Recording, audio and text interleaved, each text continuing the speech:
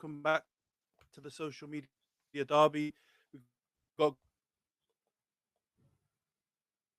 a great episode this week. I'm not going to get Apps here as well to take his licks. But yeah, before we get into the episode, please subscribe to the channel, like the video, leave a comment, and share if you can. For those listening on Spotify, Apple, or any of the podcasting platforms, please follow, give us a 5-star review. And obviously, yeah, all the views expressed in this podcast are just entertainment purposes and not our real opinions unless football related. So how you lads doing? All good? Mostly views in the pod this week.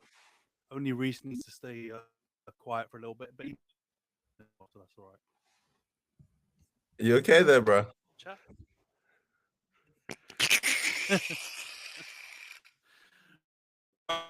like okay, Sky to get off me. You're not gonna chat about Lincoln, Reese? What's going on? Hey, Sorry, I couldn't hear you. I can't hear Al. Hold on. Ant's Wi-Fi is fighting for its life. Antony, are you in a hostage cell? I can't. Literally from the moment you press record, yeah, and you started introing the show, yeah, your internet just started cutting I'm glad you noticed. I thought it was just bro, nah. And then I was like, I hope he doesn't flick. Yeah, like, I hope he doesn't point to me to say something first. Yeah, and he's gone, Reese. And then it's cut out for the rest of the sentence. Yeah, Reese is just like, I have no clue what you're talking about. Right now. I'm assuming it's Chelsea, but I don't know. I should have just read it. Bro, I did the whole intro as well. I did the whole intro just to myself. The best part is I'm holding it in. The show started. The show started. Swearing. You were talking.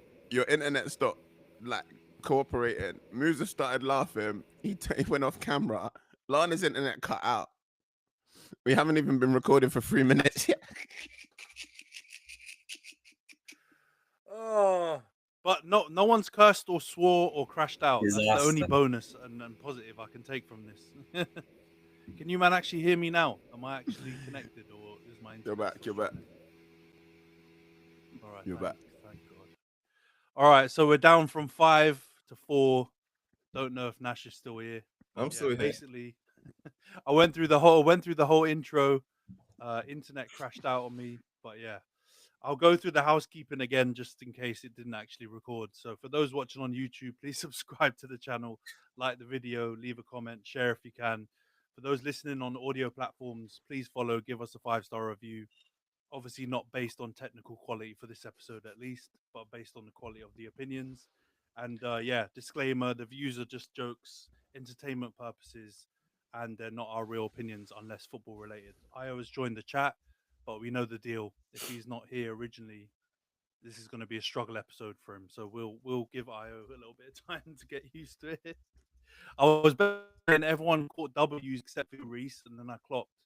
You guys actually did win this week. You beat Lincoln 2-1. I just wanted to get your quick opinion on the Lincoln game, bro. You happy? Lincoln, yeah.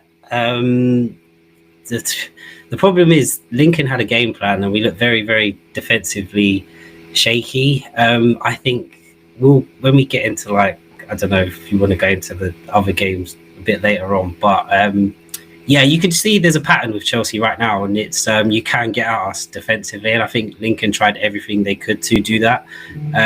Obviously nicked a goal from a defensive mistake, and then yeah, just had us on the ropes in the first half. So I don't think we was ready for the atmosphere, and I don't think the defense was sort of ready for how they would put it on us. So, but yeah, we came back well in the second half, but yeah, massive questions defensively. But yeah, happy to sort of get into that bit later. And gave me the full Lincoln rundown. Yeah, we could. The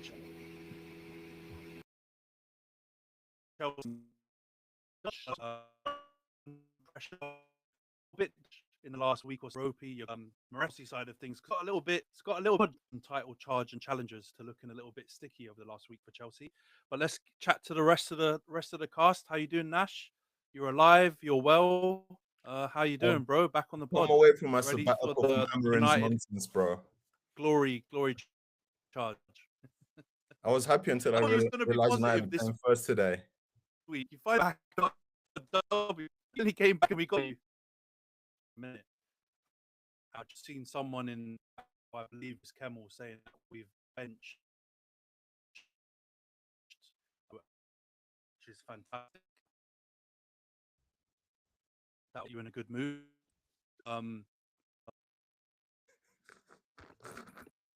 Is my internet gone again?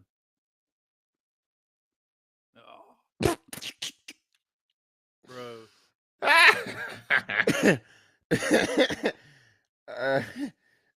We might have to get a studio or Back now. something. We might have to just meet in the studio or something now. Bro, Wi-Fi is bringing us down. Struggling. The Wi-Fi. Do you know what the worst thing was? We were all on the line just talking nonsense before. It was fine. It was fine. Try and do something productive. Try and embarrass you. Shit, we're still live. I thought we would have taken a break to sort this out now. I was on my YouTube and I see the link still there. Oh, We no. need to go to commercials. We'll be right. We're experiencing some technical difficulties. We'll be back after this short message from our sponsors. And then a little video of Jonty selling you timeshares comes up. From Rustler's Burgers.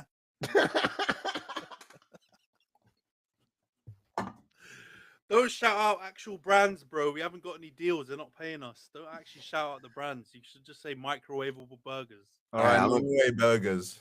Hey, Rustlers as a front. All right, hopefully this means I'm back hard. because you guys are actually responding to me. Yeah, I can hear you. I Hopefully just I'm can't back see you now. very well. Yeah. That's probably best for everyone. Let's chat to the Arsenal man, Razor, Io. How's it going? You guys happy? 2 W's, or not 2 W's? 1 win and 1 draw this week. Listen, I had to get out the big guns for Port Vale, you know. Show them some respect. Do you know what I mean? But I'm not mad about it. I think it's good taking the cup competition seriously. I think it's one thing if you're like smashing it out and winning better silverware, you know what I mean? And that has not been us recently. Do you know what I'm saying? So I'm not mad seeing us go into the competition, you know, and Nash, you know what it's like when you come up against strong, plucky opposition in these kind of tournaments. You don't want to make a fool of yourself. Do you know what I mean? End up on the back pages. So yeah, we're on to the next round. Do you know what I mean? Back in the Prem today or tomorrow. It's a good week. You know what I mean? Can't complain too much. Lana not having internet right now is saving us from hearing about how Saka should not have touched the pitch against Port Vale. So take that as a W from the technological gods. Do you know what I'm saying? But differently, I just think like the Carabao Cup, like kind of, I think it's good for the big teams to take it seriously because you see when you get like, even in the FA Cup, yeah, but you see when you get like a team like Grimsby or Port Vale or Lincoln, yeah, and they're playing like one of the top 5, 6, 7, 8 sides in the country. I don't know. Sometimes it feels, obviously I get it from my Arsenal perspective. Sometimes it feels a little bit disrespectful if you play like your under 23s, and it's kind of rubbish for the club, innit? Because they benefit from having them big names and stuff like play at their stadium or their players play against them. They get ad revenue, they get on TV or whatever. So sometimes I'm like, it's good when you play like a good strength side against them. Do you know what I mean? It's the spirit of the competition. I don't know how you man feel about it. Chelsea probably feel fine about it, Reece, because you got like 500 players registered. Nah, my thing with the whole competition is like what's really dragging it down is the branding and the naming. Like Carabao Cup, Community Shield, it just doesn't give the general public much interest. Like you go to Italy, it's called Super Cup and all this. It just gives a bit more prestige. So that's what's making some people look down on these competitions, the domestic ones, when they really should be looked as an opportunity to win more silverware for big clubs. Are you saying that? But are you like that's interesting. But like I feel like we've got because the Community Shield used to be the charity shield, didn't it? And everyone still thinks of it as a charity. But everyone still thinks of it as a charity cup, innit? Yeah, but when you go La Liga, end of the FA Cup? No, their Super Cup, and what do they call it there? I forgot now. But yeah, it's just branding. It's just making people not take these games and cups seriously enough. FA Cup, I don't know what you're gonna do with that, but that one, You can't change the FA a Cup. neutral name. So I was like, yeah, that one runs. But the other two, people take them as joke cups. In the women's game, they've actually got a sponsor on the FA Cup. Adobe FA Cup. Oh yeah, Got a little ring to it. yeah. Okay, I like that one. Let's go a little something. Bring back Carlin. Bring back alcohol When it was sponsors. at its peak, man, Carling. Yeah. Yeah, okay, Carlin now runs. You know? We'll say there's nothing like a good cup run, man, and a Wembley final to sort of end it, if you can get there. So, and there's only so much silverware you can win these days. So, I think it should be taken more seriously, like domestic cups. Look at Palace. Mate, and look at Newcastle, to be honest, and outside of what, like 3-4 teams, can you win the Prem? Like, is it possible for Forest to win the Prem? No is the actual answer. Do you know what I'm saying? Like, is it possible for Forest to win like the FA or Carabao Cup? Absolutely. And if you ask, well, not even hypotheticals, like I know some Newcastle fans and some Palace fans that had they wouldn't trade a moment, losing like the Eze or the Isaac from their club, transfer drama. They wouldn't trade a moment of it for what they had when they got to lift the trophy. Do you know what I'm saying? So I think it's a shame that those cups have become a bit of like a back burner to like the sort of meat and potatoes competition, in my opinion. But I like seeing it. Obviously, Arsenal fan, I'm biased. I love the FA Cup. Do you know what I mean? But I like seeing them competitions get like a bit more front and center attention. Do you know what I'm saying? And for some of these clubs, it's the only real hope to get back into Europe, because trying to fight top 4 in Europa League places, you got to find a way into Europe. You know who you're talking about there. You know who you're talking about there. We know exactly who you're talking about there, mate. Bro, that's how we used to get into the Champions League, bro. A nice FA Cup run, leading to Europa League. Look how Spurs snuck into the Champions League. Bam. Nah, man, I love it. I think as well, someone was saying not too long ago, but they were like, what's the point of the Conference League? And I was like, I actually think it's mad sick, that like you can be like a top 6, top 8 mid-table side potentially in any European league or in the top European leagues now, and get an opportunity to play in like European football is just like just sick, innit? Like just going and playing some flipping team in Kazakhstan and then one of the biggest Italian clubs the next week, and then you know what I mean? It's jokes. I saw some mad fans come to the bridge for the Conference League, and they literally took over. They put us to shame in the ground. They were going absolutely crazy, and it was great to witness, man. Because they find revolutions one week and then watching European football the next. I absolutely have not missed you at all. I want you to know that. And anyone who was in the YouTube chat last week when Musa decided to not turn up to be on the pod, you know exactly what I'm talking about. We're not even going to give those kind of opinions airtime, but we know. And has joined us. He's come back from his long watch on the far side of the wall. How was the night's watch, Ant? No.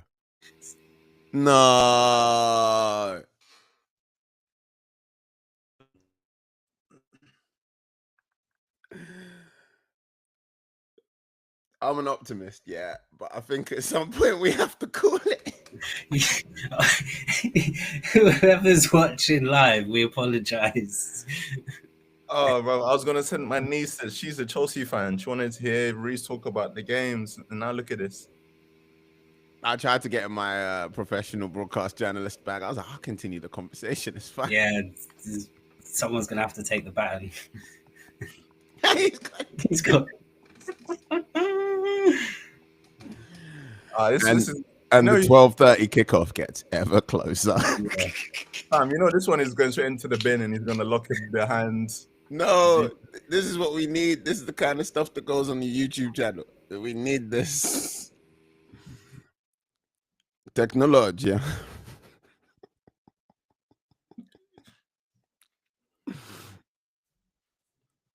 He looks more and more defeated every time he returns. Like he's pinned to the wall. At least his head's moving now, so that's progress. Say something, Ant.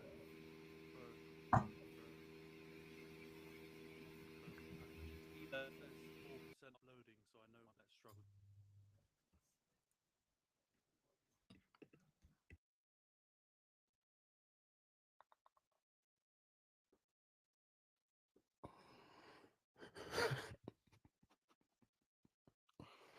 Small change maybe coming through though. You just said. I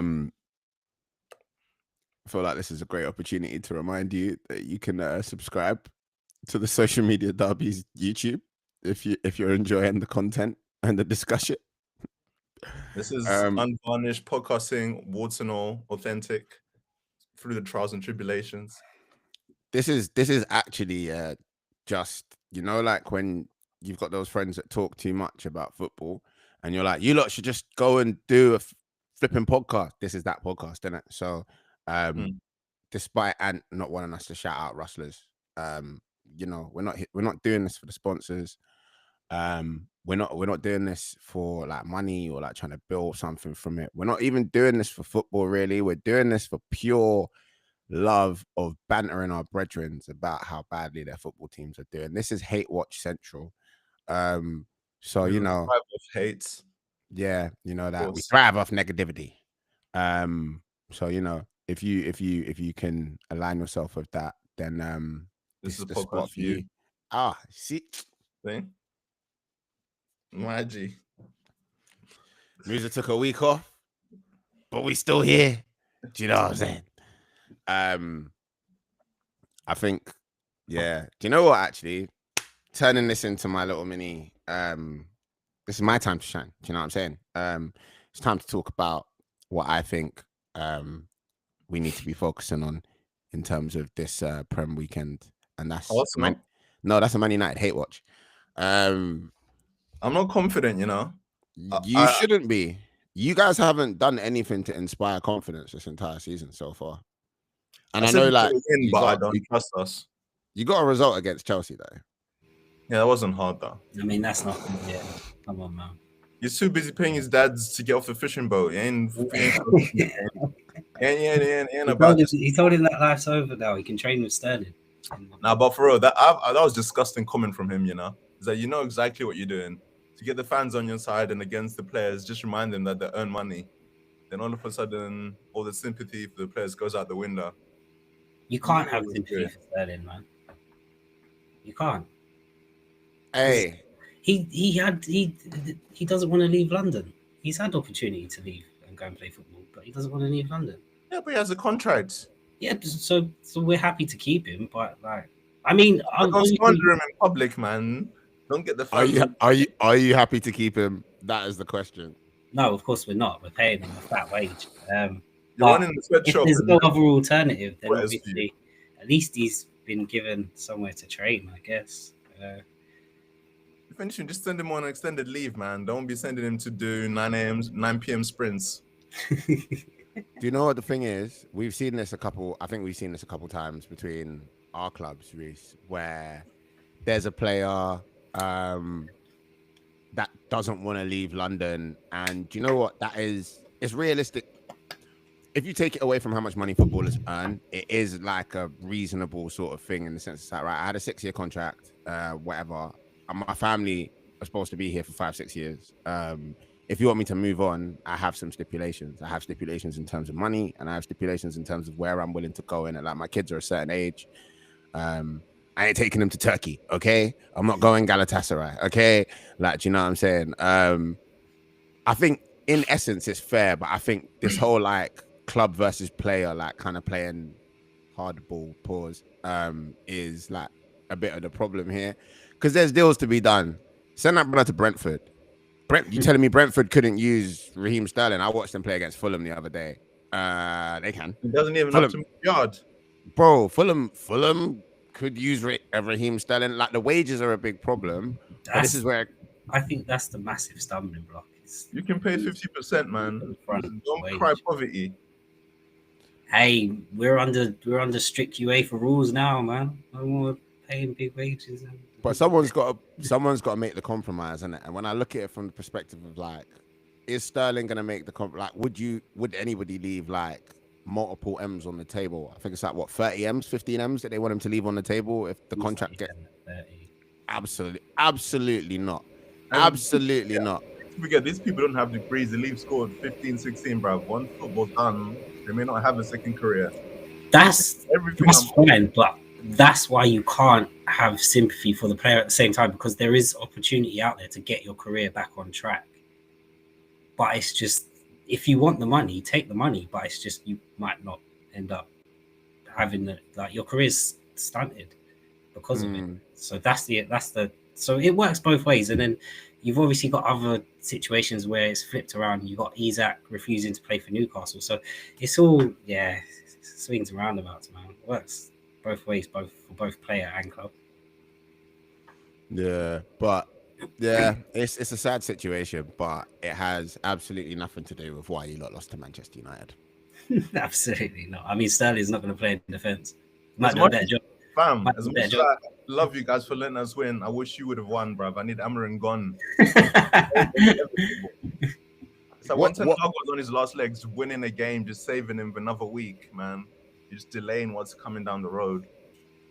What was the problem? What was the difference there, do you think, Nash, in terms of was it a case of Chelsea just not being good, or is he getting there? Because I've seen people saying he's getting there. Getting there, bruv. Baby steps. But then in the second half, when we were back on equal terms with players, we crumbled straight away. So he's not getting there. He just had a man advantage. And he still couldn't pepper him. So I'm not trying to hear that. That game went out the window in the first 5 minutes. Exactly. 3 substitutions is one go, man. There's nothing. That's a great shout, because I actually, selfishly, you lot saw I was going through FPL woes while that was going on, because Maresca lost his head, and my FPL, I think I got like 32 points last week on FPL. I want to fight that guy. As a Chelsea fan, Reece, how did you feel when, like, obviously you get like decision goes? Did you think it was a good decision? Did you think it should have been like a sending off? And then you see your manager reacting like that. It was a good decision. Yeah, you have to go for that. You can't. There's no two ways about it. I think Maresca might have panicked a bit, and what I don't understand is you took Esteval and Pedro Neto off in the first instance, which are 2 ball carriers. Pause. I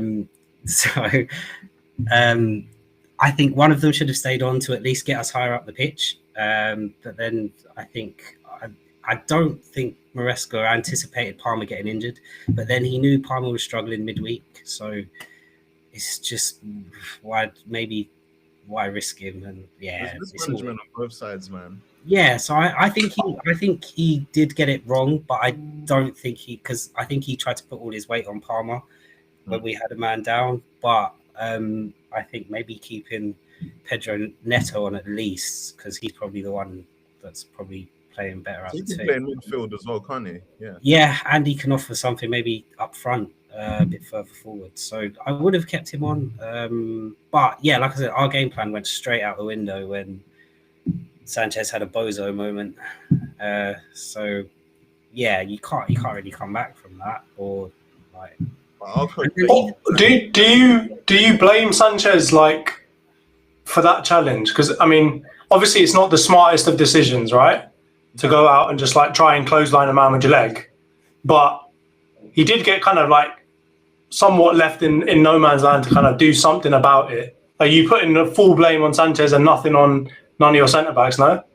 Now I have to put it on him because I think he had Chalobah and Fofana and Boba had Chalobah and Fofana either side of him, and I just think he was kind of his positioning. You could see when the ball was played over the top and headed on by Šeško, you could see Sanchez was completely out of position. He did not know where to go or what to do. If he was a bit further back, he could have anticipated that a lot easier and just maybe closed the gap. It's 5 minutes on, you just don't get caught like that. in the first 5 minutes. You want to be like tight and like you don't kind of so I kind of feel like his decision to come out like that was pretty rash when Mbomo still had to run on and he might have been caught up by one of the defenders at least. So it's hard to not really blame him, to be honest. It's strange because he had been on somewhat of a decent run, like given his circumstances, obviously, right? He had a pretty good summer with you guys with the Club World Cup and all of that kind of stuff. And it was obviously everyone was complaining about having a goalkeeper and you wanted to buy another one, but he wasn't like, he's not Onana levels or hadn't been previous to this red card, right? So for him to kind of just go straight back to what he was last season, it does put you in a position now where you're probably looking at your transfer window and thinking, we really should have brought a bloody goalkeeper. Most definitely, man. I feel like what Sanchez does is he deceives you with his performances and it makes you feel it's like that false sense of security, man. And he does. So he does have his moments. Don't get me wrong, but he also has a lot of moments where mishaps do happen. So it's just whether, we can kind of, if he can just get them out of his game. But I'd say the thing with us as well is, again, I've said it when we first come on the pod and talk about transfers, it's the defense, man. I think the last 4 games, crucial defensive mistakes against Brentford, not being able to defend a long throw. Bayern, I think we gave them 3 goals. Lincoln, we gave them a goal. Man United, terrible defending to let in, I think it's Casemiro's goal, awful defending. Like no commanding presence, and I said it, like you can't win leagues with that defense at the back protecting you. Like even going forward, you might be able to nick a goal, but I just think defensively we're not there yet. So I don't just blame Sanchez. I think the structure and organisation needs to get better, but there's a lot of work that still needs to be done. However billion spent. Maresca is still, he's still rather inexperienced as a coach, even this early in the thing. Because it was at Leicester, he did all right, nothing amazing. So he's still really good in the job. But I think so. He's definitely learning the job. And I will say he hasn't probably been given the easiest hand, right, in terms of like transfer strategy. He doesn't really align to what he wants to do as a manager. He kind of just gets shoved with a bunch of people and says, and they just say to him, figure out something with his team. So he's not in the easiest situation, but I wanted to wrap up on the Chelsea side of the game. Reece, after the red card, if players didn't play well, were you looking into it too much? Because I know, obviously, João Pedro had a bit of a quiet game. I have heard Chelsea fans complain about Enzo as well. Are you not putting that down to like just, bad form, or are you just putting that down to it was a red card? What do you expect the rest of them to do? It was just, I think, I don't want to look too much into it, but I will say it was very lackluster after the 10 men, after we got down to 10 men. And once it was kind of even in the second half, we just didn't look like that much of a threat anyway, except obviously maybe from a corner or Reece James putting the ball in the box. So I don't want to look too much into it. And then you kind of look at how Sunderland played against Aston Villa with 10 men, and it's just like authoritative, and like they were taking the game to them still, and it's just like there's ways to play against teams. But I don't want to. I feel like I said, the game plan went out the window first 5 minutes. So let's just move on. We've got so I mean, like I feel like we can't focus too much on that performance. We just have to kind of. I feel like Maresca panicked with his subs, and it just wasn't a team I expected to kind of come out and play. So fingers crossed. I do think, like, obviously, I think not Maresca shit the bed, but he did kind of panic a little bit, and I don't think he got it right. And then after that, obviously, I think everyone's just thinking, okay, next time let's do a bit better, but outside of that, let's just forget about that game and move on. So I want to take it to the Man United side of this, right? Man United finally get a win against a half decent team, right? Like, you lot have been struggling against decent teams. If I remember correctly, most of your wins last season came against like the people that finished in like the bottom 5 or the bottom 4. So you finally get a win against someone good, obviously in different circumstances. But Nash, what did you make of the game? Are you gonna come out here with chest and say, "Oh, we beat Chelsea," or are you putting it down like, "Okay, they got a man sent off. we got a bit lucky? What are you thinking? No, I was just going to correct you about the half-decent team, man. We won a boxing match against a boxer missing his left arm. Never a fair contest, man. The game was out the window after 5 minutes, and we still made a hash of it and nearly blew it. So there's nothing for me to look forward to here, because even once there were man down, we didn't step on necks hard enough. So even Ruben, his whole game plan was very pragmatic, cowardly. There's just nothing I can take from this other than we got lucky, because all things being equal, we would have lost that game if they maintained 11 players. Okay, but all right, this is a weird position for me to be in because I'm not usually in this one, but I'm going to try and play devil's advocate and maybe play on Man United's side a little bit here. Once they did go a goal, like a man down, you did kind of step on their necks pretty quickly in that first half and get 2 goals. Yes, they weren't like the best, well-worked goals you've ever seen in your life, but you got 2 goals, which, I mean, I know that you've created a lot of XG because a lot of Man United fans are talking about how you've got the highest XG in the league and this, that, and the other, but you haven't been smashing goals into the back of the net, right? Like you struggled here and there, so you must at least be happy about getting a couple goals past a decent defense, surely. I would say Šeško is slowly starting to get up there in fitness in terms of link-up play. I just still think our setup is just not conducive to him having his best showing, but yeah, the midfield was working a little better than I expected till Casemiro lost his head. So I will give you, there were a few signs, but whether that's because things are starting to gel or whether Chelsea's ineptitude led to that, I'm not entirely sure yet. But it's giving me a reprieve from Amorim. We'll see what happens today.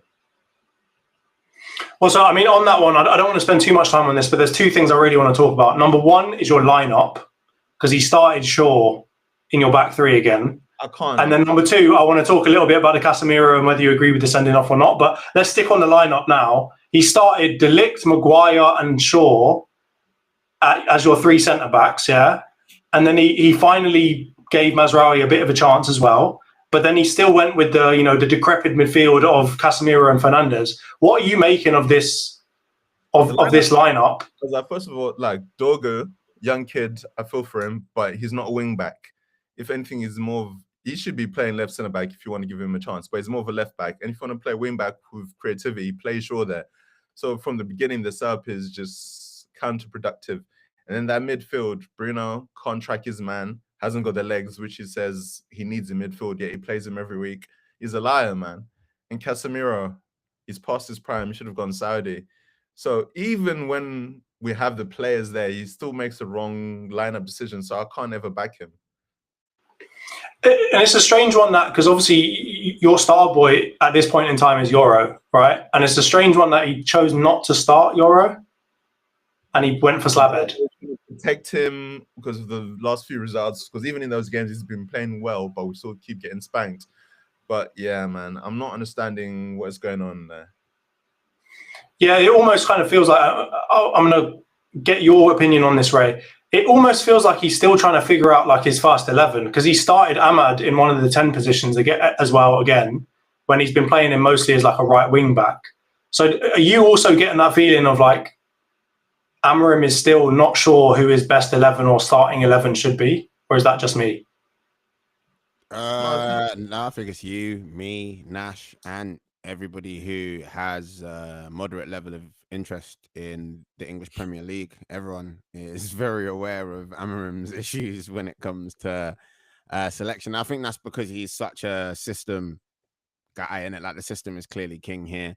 And it's kind of like, I don't know, it reminds me of like a uni student that hasn't really got all of the cooking utensils that the recipe demands for, but they've got utensils in it. So they're just going to use the utensils, like they're going to, use the tongs like this and use the spoon like that, rather than getting the actual, who needs like a mashed potato masher thing, you know what I'm saying? And that's kind of his thing. And it's like, to play their system, you do need specific utensils. We're not talking about like substituting a potato masher for a spoon. Do you know what I'm saying? Or a peeler for a knife. Like, you are trying to do crazy things, my bro. You are trying to eat cereal with a fork.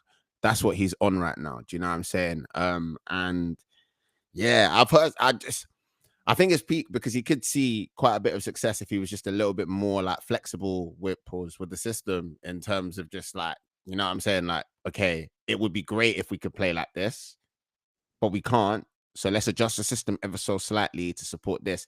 And that's why I feel like you're getting in the situations that you're getting in as United, because he, like what Nash was saying, is very real. Like, he's going, yeah, you're not a left wing back. I don't care.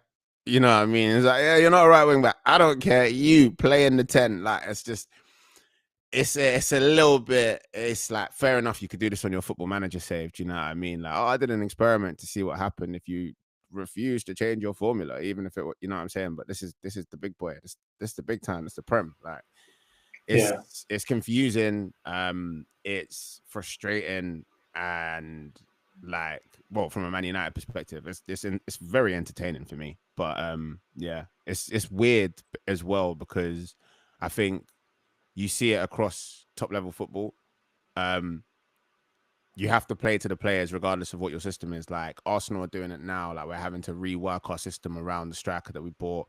Madrid had to do it when they started changing the guard. You know what I mean? Like, they had to find a way to make Mbappe work, and other players might not be as happy now, but it seems to be working better than it was. Do you know what I'm saying? So I think that's just a problem with him, innit? Like, it's not even that he doesn't know his first best 11. It's just he would have to change his formula to accommodate the 11 best players that he could pick. And I don't think he's willing to do that. And it's not even just about like changing formation. You can still do your 3-4-3, whatever. It's just in the play of the formation, you just refuse to change any of the principles. Like, you keep wanting your centre back to step into midfield rather than letting your midfield do that role. So it's not even just formation as like inside the formation, you're just not letting anything work. It's too rigid and static. Yeah, I agree with that. And there's one thing that, I mean, this happens with all managers, but when your fan base like vehemently disagrees with your selection choices and they can't seem to figure out why you are playing people in certain positions, right? Like, as an example, what you just said, Nasher, he wants his kind of central centre back to step up and kind of join the midfield at times. So you're thinking, okay, somebody who can spray the ball, who's comfortable on it. And then you go and play Maguire in that central centre back role. And then everyone's just looking at it thinking, what the hell are you doing? And it's a bit like what Arsenal are facing with, you know, when we keep seeing Marino start in the midfield. Like, when you constantly get this disagreement between what the manager is selecting and where he's playing people and what fans are seeing with their eyes, you tend to build more and more pressure onto you. So I don't think he's doing himself any favors in that regard either. But just because I don't want to spend too much time on Man United, the last thing I just want to talk about, and I want to get everyone's opinion on this, is, was that a second yellow card?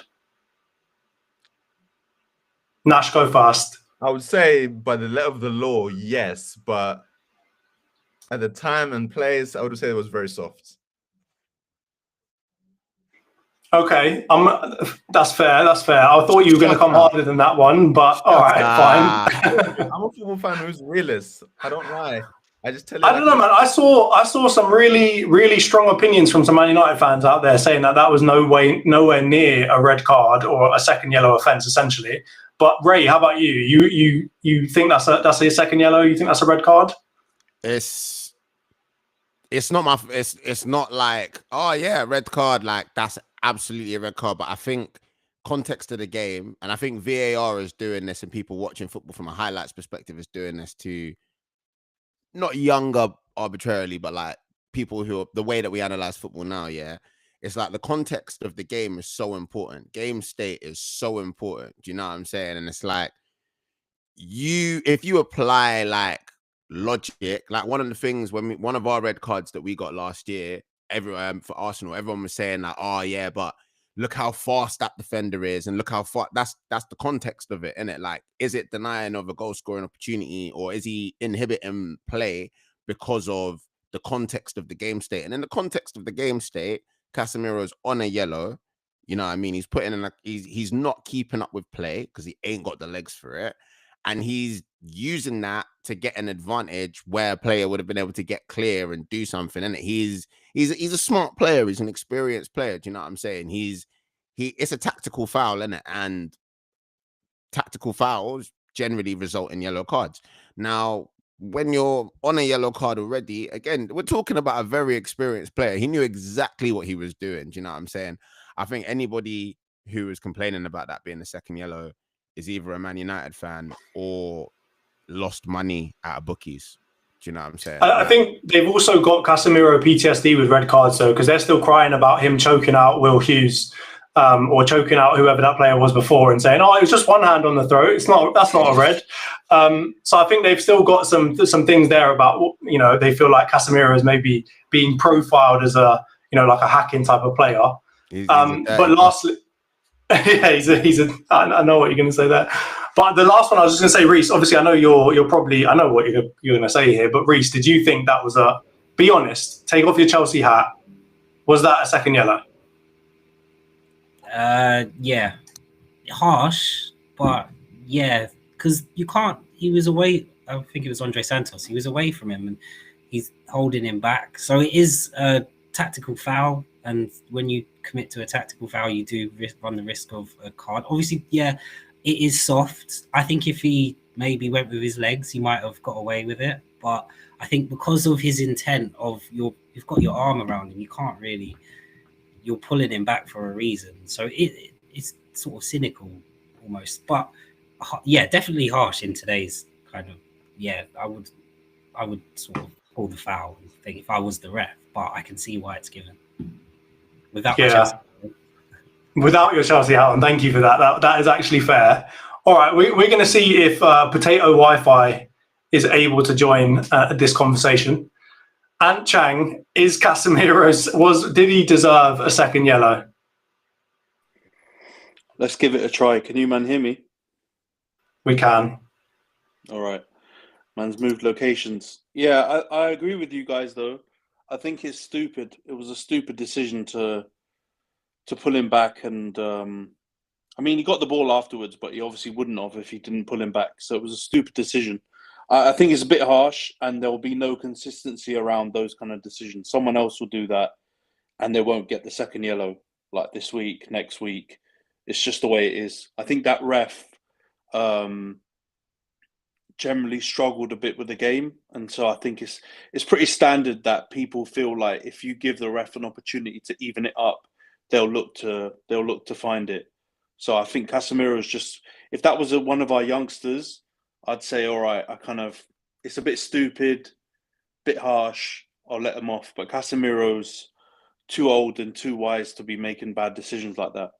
And yeah, it kind of made the game a lot stickier than it needed to be. Because I heard what you man was saying. We definitely did stick it on him after Sanchez got sent off, but we were just super wasteful after that. And Casemiro essentially ruined the chance that we had to potentially run up the score in the second half. Because I feel like we probably would have continued to attack a lot in the second half if we were still up, if they were still down a man. But yeah, it made it really cagey afterwards. So yeah, I don't know, man. Casemiro's on his last legs. He's having a bit of a renaissance with game time, but I think stupid decisions like that just going to make the board sure that they're going to let his contract run out and let him go at the end of the season. Yeah, I think obviously the good thing is, or the positive thing that could have been, was that he got the goal, right? He got the second goal. And if he had just not done that and maybe just played out the rest of the game and probably got subbed off in the 70th minute or whatever, people might be looking at him and thinking, actually, you know what, Casemiro's still got some use in this team. But when he gets the second yellow and he gets a red card, doesn't matter if he scored or not. Man United fans are just like, all right, I'm definitely done with you now, mate. And they're probably happy to see him get kind of a one-game suspension, because maybe Starboy Mainu will get a chance on the pitch. And that is really, I'm gonna wrap up the Man United section on that. Nash, how are you feeling about Mainu getting garbage time minutes at the end? I'm absolutely disgusted, man. And I just, against my better judgment, I just had a sneak peek of the lineup for today's game. And look who I see in my man in midfield. Ugarte. I told you, man, this is clearly personal. He's lying to my face, telling me he's giving players chances, and he's all about the youth when every single decision he makes says the opposite. So, no. Garbage time minutes, disgraceful. I mean, I rarely agree with Cole Palmer's logic, generally speaking. But when he said, free my boy, I think he might have been Might have been speaking facts right there. So This is I agree with that one. You playing Ugarte, so you don't want to win. Everything you're telling me shows me you don't want to win, and you don't take challenging for anything seriously. So are you saying in all of that you think there's no way back for Mainu then? Like in terms of under this manager? I won't be here in January, so you're just coming back. Oh, you're so adamant. Madness, yeah. Sign of the season belabor. All right, and then lastly, and under Amorim, do you think it's done for Mainu and he's just going to have to wait for Amorim to get canned? All I can say is it's not looking good, bruv. He should get more game time than he is. I don't know about today because Brentford are pretty physical, and for some reason he obviously feels like Ugarte is more physical than Mainu. I don't necessarily agree with that, but he's obviously profiled them that Casemiro and Ugarte are in the same position in midfield, and he said it. Bruno and Mainu are in the same position. So unless he's going ultra attacking to get rid of a ball-winning midfielder whatsoever, he's probably going to swap out those players in that way. So yeah, I don't know. I feel like even if it was a different manager, maybe in a game like this, if they were playing a similar style, they might go for more physicality against Brentford. But at this point, I would just throw Mainu in every starting 11, to be honest, because when he's come on, he's one of the only midfielders that actually breaks the lines, drives with the ball. And we know this about him. We've seen him do it last season. As much as there's banter from rival fans and that, we know what Kobe is. He's a baller. And yeah, I don't know. For whatever reason, Nash might be right. It might be a personal thing. I'm not sure. But otherwise, I don't get it. Because it's like Mainu, sure, he could become more physical maybe. But in terms of what he can offer to the team, I can't see what Amorim's waiting to see from him. Because even when we're playing shit against Grimsby, he comes on and makes things happen. Even when, in other games when we need a spark to come on, he generally offers it. So I think it's going to be an interesting one. All I'll say, though, in very Nash form, if it's between Amorim or Mainu, I'm picking Mainu. And I don't normally do the player thing, but I think you've got to go with Kobe. He's generational for us, and he's one of our star boys. So, yeah, it's not looking good. Dude, I'm seeing all this talk about physicality and motors and legs, and then I'm seeing Barcelona dominate teams with a midfield two of Pedro and De Jong, the least physically gifted players. So I'm not trying to hear that. You got to make it work with the talent that you have, and talent doesn't sit on the bench. You as a coach should have to make it work. Yeah, but look at who's got playing around him. If he had a Pedri or a Frankie de Jong next to him, you could go for that kind of midfield. But when you've got a midfielder like Bruno, who is not that type of midfielder, he's very much like front foot, aggressive, trying to play hero ball. Like, you can't really do that. So you do have to have someone who's going to be running around him to mop up what's going to generally come off the back of someone playing Hail Marys all the time. So you've got to rework that whole midfield, which will probably come in the next season or so when Bruno probably leaves. You might see that midfield looking different, especially if we have a new coach. But I don't see it happening with this coach, man. I would say then use your forwards to press more. If you think that Kobe can't do the work, use the rest of the 11 to help him out. Press for the wing backs. Do something else. It shouldn't just be on Kobe to look after Bruno's messes. There's 11 players. Yeah, cool. Make it work.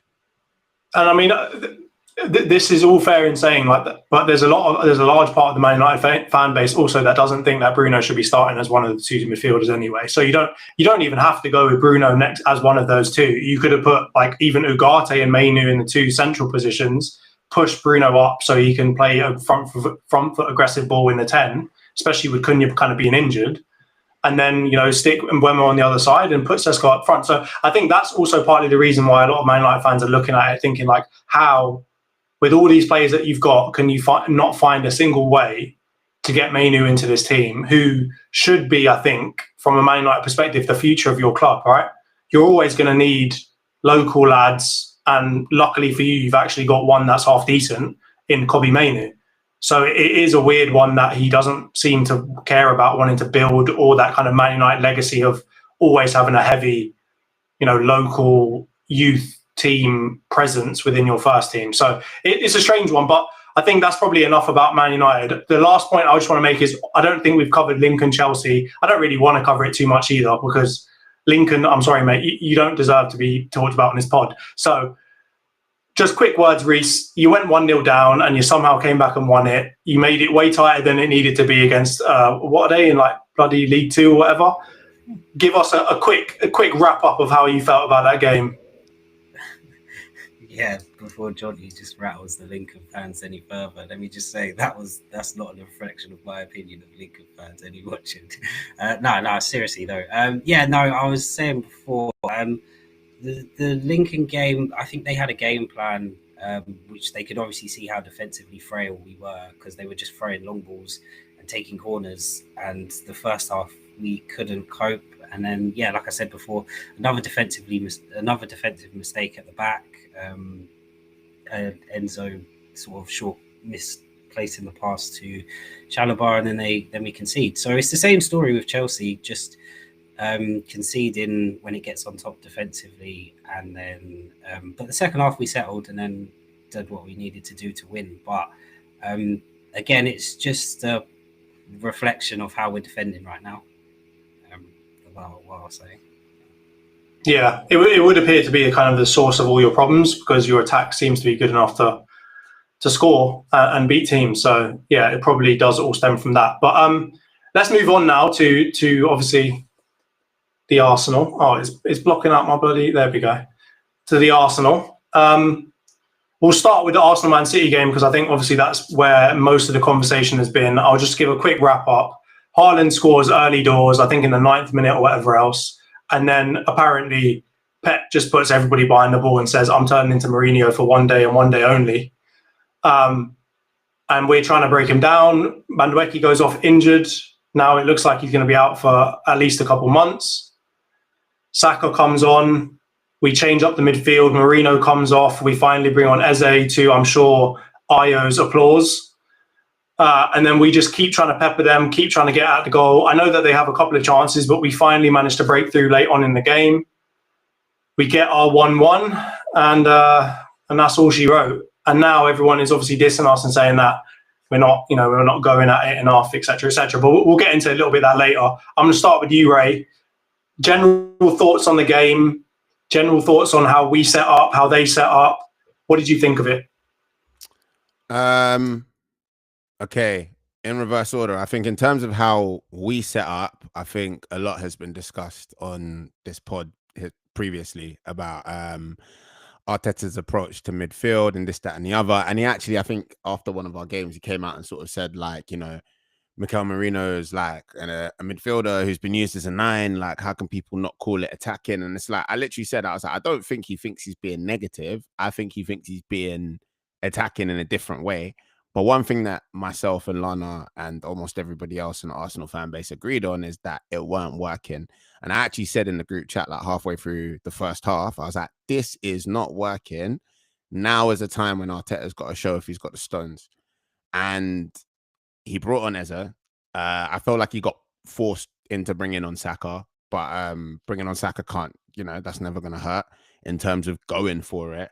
And I think we went for it. And I think outside of, and this is where it kind of comes to how City set up, I don't think we've ever seen Pep Guardiola set up in that fashion for a top flight game. Definitely not in the entire time he's been in England, really.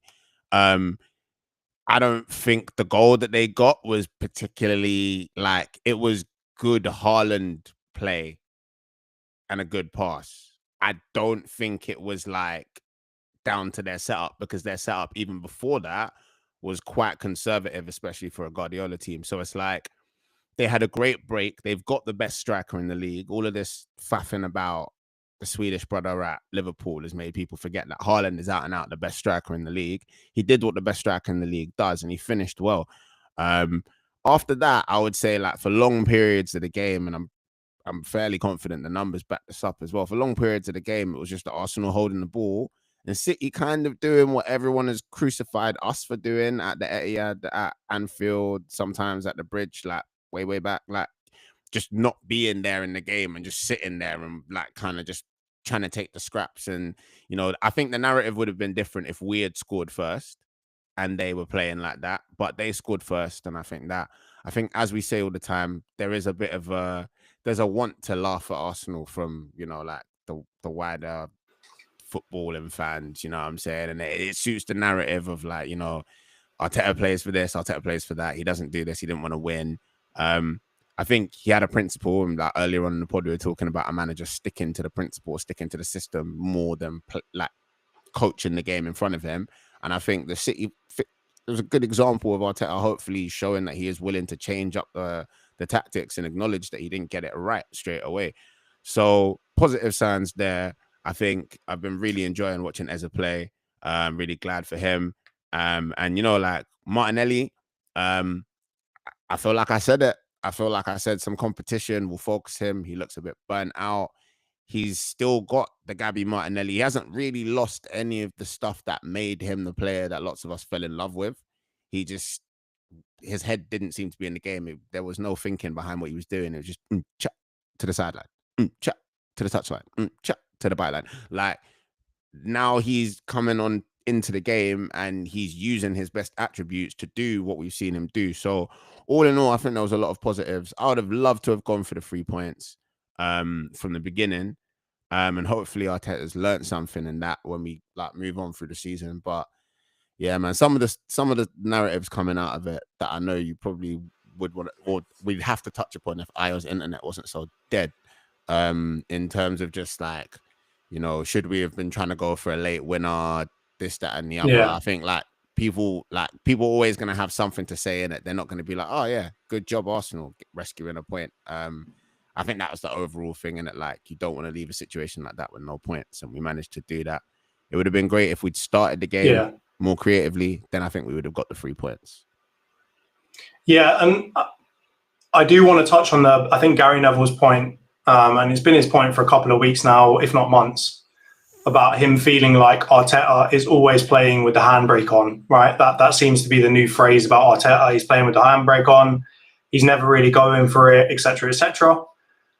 I will make one point, and this is my biased point as an Arsenal fan. When we went a man down to Man City last year and we managed to scrape a point afterwards, it was the same old story that it's our fault again, and no one is calling out City about how they played. With 11 men on the pitch, mind you, no one's calling that out at all. So I'm just going to make that point, but now I want to just talk about, you know, get a rival fan's opinion, because you mentioned Io. When it comes to Arteta, he essentially is a rival fan, if not worse.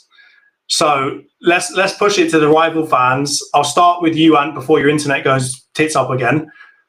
Do you think that Arteta is genuinely playing with the handbrake on? Can you see where Gary Neville's coming from, or do you just disagree with that? Now, it's a tricky one, I think, because I get it. I think in the context of this particular game, Arsenal got one of the strongest squads they've had under Arteta. City are probably the weakest they've ever been under Guardiola.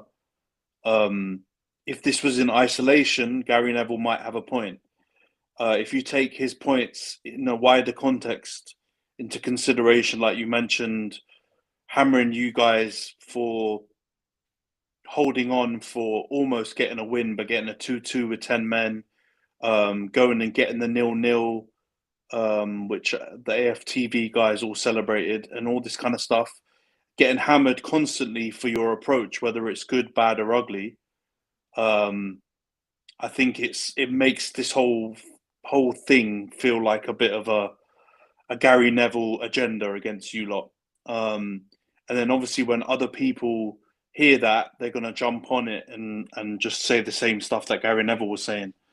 Don't get me wrong, I don't think the style of football is good enough considering the players that you have. And I do think the handbrake thing might apply in other games. But in this one, I feel like you guys tried to stick it on City, but sometimes you just got to look at what they did. And like Razor just said, Pep played 10 men behind the ball, took Haaland off. He was out there trying to make it impossible for you guys to score. So when you lot play West Ham, maybe not West Ham right now because they're shite, but when you lot play a team who's like sticking 2 banks of 5 in front of the goal, you lot find it difficult, right? So imagine if you had better players doing that, which City still do. It's going to be really difficult, man. So I think it's just a conversation that lacks nuance, isn't it?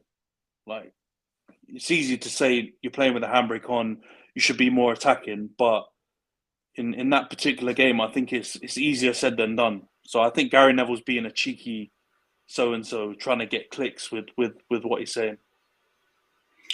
And that's a fair point. And I think, I'm sure Nash and Reece have probably got some similar ideas under that one. But I want to pose a question just to you, Reece. Yeah? Do you think that this handbrake thing is being fairly applied? So yeah, do you agree with it? And then number two, like in terms of the agenda, because it's quite clear that a lot of people agree about the same kind of idea of Arteta playing very defensively, etc., etc. Do you think it's an Arsenal thing and that people are just looking at Arsenal expecting more from them? You know, imagining what Klopp used to do, right? Which is Klopp didn't necessarily always set up to go super defensive. Man was just going flying about, didn't care how many goals he conceded. He's just going to go at you and see what happens. Do you think that as a result, like Arteta is being unfairly painted with this brush, or do you just genuinely think that we are playing with the handbrake on and that it is Arteta's problem?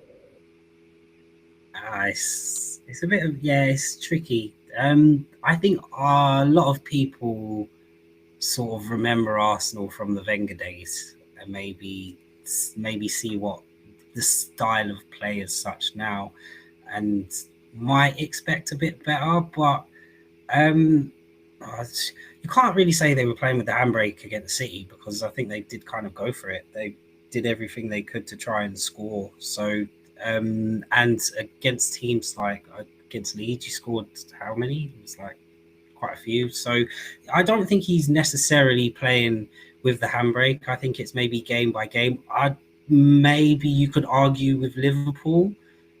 Did he maybe just not want to lose that? Because I actually feel like the game was there to be won. But I do think it's an unfair assessment to kind of make, just maybe based on the fact last season he might not have had the players in terms of an attacking sense, maybe not getting the best out of Martinelli, not having a striker, and maybe some injuries to key creative midfielders. So I feel like now he's been given the kind of players, the creative players, to sort of let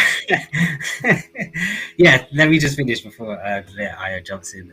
I feel like now he's been given the creative players to go and do that. I think you will see in games he might be a bit more adventurous, but I think there will be aspects of going into games where he doesn't want to lose, and he might just maybe settle for a point. It's excellent that we have a nice balanced take from a rival fan, and then what do you know, man comes out of he's like Undertaker sitting up.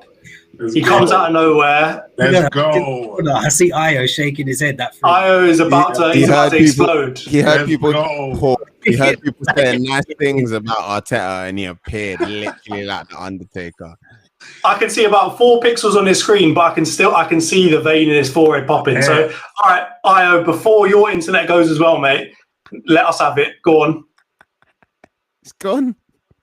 Has he gone already? The internet's here. Okay. All right, speak or forever hold your peace. Come on. I'm here. So I was listening along to the stream, and I heard you say that I'm like a rival fan when it comes to Arteta. I am not. I just want more for our team. There's no negativity here. It is a simple process. What I want the teams to be is expressive. I want us to be fluid. I want us to be good. And that's where we struggle with. I get what he's trying to do, but when we look as bad as we look in certain games, that's what stresses me out. So that's my issue with it. Nothing more, nothing less. So is that you agreeing that we are playing with the handbrake on? In the C game, 100%. I believe we played the handbrake on. I think it showed because the fact he changed it so quickly, which I'm glad he did, that he changed it so quickly at halftime, shows that he knew that we could have done more. So I think it's obviously it makes sense in a big game. I just think City, the way City are right now, they were there for the taking. So I think it's disappointing in that regard that we had to not like just start Eze. Like it's a big game, just start him. You can say you played in Bilbao a couple of days before, but then then there's something you got to plan ahead, I guess, is my problem. And so I get it. I get it in one section, but I just think it just sounds like a cop out when you have situations like that where against City, the first time I think we've been favourites against City, I'd say in like a couple of years. And after you beat them like 4-1 last year, like just take the game to them, like actually play expressively. So that's I think that's a disappointing part for me. Like I get it, but I think there's definitely games we play with the handbrake on. But I do agree with your comment about last year when we would go down and Gary Neville, how we played, and then there was negative that we played that certain way. I do agree with that comment that you made. But that's the only thing I agree with what you said, apart from the slander you gave me. Yeah, thank you for giving me that one thing that you agree with me on. Okay. Well, all right, I do want to go to Nash, but the last thing I'm just going to ask you, right, is that your point about the handbrake on. So you don't think it has anything to do with the fact that City set up to stifle us? They did, but that's when you need creative players to break that stuff down. Like, what's the point of having creativity if you don't use them to play against this low block or to like break these teams down? That's why you sign these players that have the talent to do that. That's why you sign a player like Eze. There's no point in signing a player that can break open the game and then you don't play him. And so I get why. So yes, 45 minutes came and he did it. But I think the second everyone saw that lineup, we saw Marino, Rice, and Zubimendi in midfield. I think everyone was pretty confident. It didn't look like the most like forward game or like attack-minded attack. And so yes, when we saw City line up, it was a negative way they lined up, and maybe nobody expected that, but we have enough creativity to break that team down, and that's what frustrates me with them. It's not about being negative to Arteta. I just think he plays so cautiously in games like that it just he just invites criticism, and then that's when I start talking, and it makes me out of my Arteta hater. But I just see greatness in this team, which is credit to him because he's made me feel that greatness. But I just feel like there's another level for us to get to, and so that's the frustrating part for me. That's what it comes down to. I can see Ray is itching to respond to you, so I'm going to let him get. I'll give you 30 seconds, and then we've got to go to Nash. Not even itching. It's literally like we said it in the group chat. Like, in that first half, again, if you look at the numbers, if you watch the game, like I think sometimes with analysis, people want football to be more simplified and more reductive than it is. And cool. Like I said, Arteta thinks an attacking midfield three is different to necessarily what we're talking about with a creative one. But being real, the only foot that we put wrong was falling asleep during that counter-attack in the first half. Now, if you say who's more likely to put in a defensive shift, that's what I said. Is it about creativity or is it about the approach to the game? And you know, he set up expecting City to play like City. They played in a way that Pep hasn't played. He reacted to it. Do you know what I mean? But I think we've discussed this better times, and like I think unless he does what every fan, not saying Ayo, but fan that Ayo potentially represents currently at this point, unless he does exactly what they think is the key to success, he's gonna have these allegations leveled at him. But yeah, man, set up and anticipating Pep in one way. Pep didn't do what was anticipated. We made a tactical pivot. It worked. City were just playing ultra negative football. That's my overall opinion. So yeah, maybe some of the expressions that you thought were about Ayo were about like just the fact that we can't catch a break in the agenda and the narrative. But let Nash speak. That's fair. Yeah, that is fair. I will say, Ayo, I can see that you're breaking Ray down based off of his tone, because he was coming with a lot more vim. So just keep a couple more weeks of that Arteta hatred narrative that you've got going. I think you might break him. But all right, let's get to Nash. Obviously, Nash, you're in a weird place now, right? You still have that, that growing up hatred of Arsenal where it was us two going against each other all the time. So to a certain extent, you're not on Ans's wave of really giving us any kind of credit. So I'm interested to hear what you've got to say. Do you think that Arteta is playing with a handbrake on? What do you think we should be doing if we are? I always say I'm all forever being an Arsenal hater, but I'm also a realist. Like, we can talk granular about games and setups, but what it boils down to is Arteta is a victim of perception and reputation, and that makes for a toxic combination. So no matter what he does, it'll always be looked at one way. And I have the same thing now with Ruben Amorim. He could go on a 5-game run, but regardless of what he does, my perception would be that the wheels are about to fall off at some point. So yeah, Arteta is doing a fantastic job, but his perceived mistakes will never be allowed to be forgotten.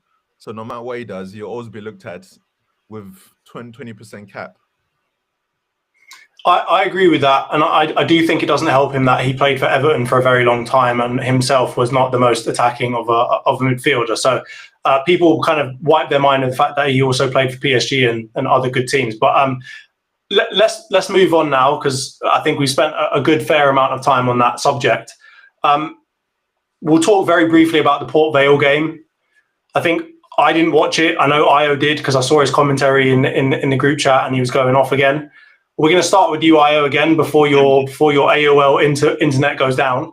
What did you make of that game? Give us a very short summary. Was it more of the same, or were you happy to see us actually win and score a couple of goals? No, it was literally more the same, really. Like, it wasn't anything. It wasn't very exciting, but it was effective, I guess is the best way to describe it. Wasn't happy, like, seeing Saka play. Like, that kind of broke my, because obviously I think he's still coming off injury. I think it's good for him to get a run out, but he got tackled a bit. He got really bad tackle, like maybe in the 50th minute of the game or something, and that kind of left him shaking. So that got me a bit worried for the weekend. But hopefully that was just a bit of a knock. And yeah, we didn't look amazing. Like, to be fair, Port Vale even had, like, there was like a period in the game where Port Vale for about 10 minutes were actually putting us on the back foot. So that was a bit concerning. But it was an effective performance. Trossard comes on, does what he needs to do, gets the second, kind of put the game to bed after that. But yeah, I think it was 1-0 for about 70, 80 minutes, to be fair. So it wasn't pretty, but it was effective. We left there with a win, hopefully no injuries. So yeah, but it also shows our squad depth, because the team we played literally could have been like a team we play in the Premier League. And we played that against Port Vale, which is a kind of impressive but also concerning that we need to use all those players. It's funny that you say that, and I'm not going to let you respond to this, but everyone always cusses us for not winning any trophies and not doing well enough in the Cups. And then we play a good team, and now you're still going at us. So jog on. Last point, and I'm not going to let you respond to that. I'm going to talk straight over you. Razor, just a very brief one. This happened very recently, but it looks like Saliba is going to sign a new 5-year deal with us. Just briefly talk about how happy you are to see that. You know, this was in the pipeline for a while. Obviously, Saliba's been heavily linked with Real Madrid. All the Canatist, stands are trying to get him to go to Real Madrid instead of Ibu. How do you feel about it, mate? Very happy. You know what I mean? I've been a big fan of Saliba since we were sending him on bare loans. I was like, free my boy from the gulag. But I'm glad that we did not free him and we kept him on the books, because he turned into literally one of the best young defenders in the world. And I'm glad to see him sign a new contract. Obviously, just in modern football, like, we have this with Khem sometimes, you know what I mean? Like, I feel like brothers are celebrating. Like, I think my man posted in the group chat that, like, Arsenal were employing a medical guy that used to work at Liverpool some point in the past. And he was like, yeah, brothers are celebrating anything nowadays, innit? Don't get me wrong. I'm glad to see Saliba, like, committing his future to the club. He's an important part of what we do and what we're looking to do in the future. And he keeps saying he wants to win trophies here, which encourages me. But at the end of the day, he might just be signing this contract so we don't get like Trent Alexander-Arnold, bro. Like, we might just be driving our price up, you know what I'm saying? So Saliba not arguing with the manager about playing the biggest game of the season when he's tweaked his groin is more what I want to see than hearing about his contract thing. But it's good overall, do you know what I'm saying? Please, that's the star guy there, you know what I'm saying?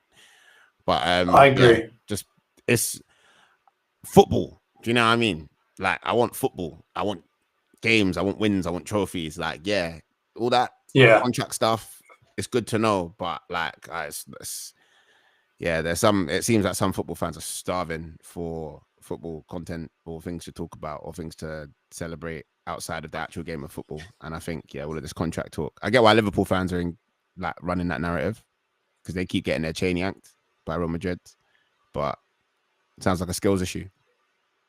No, I definitely agree with that. And it is a weird thing to see that, because I feel like when we were growing up, people weren't celebrating people signing contracts at all.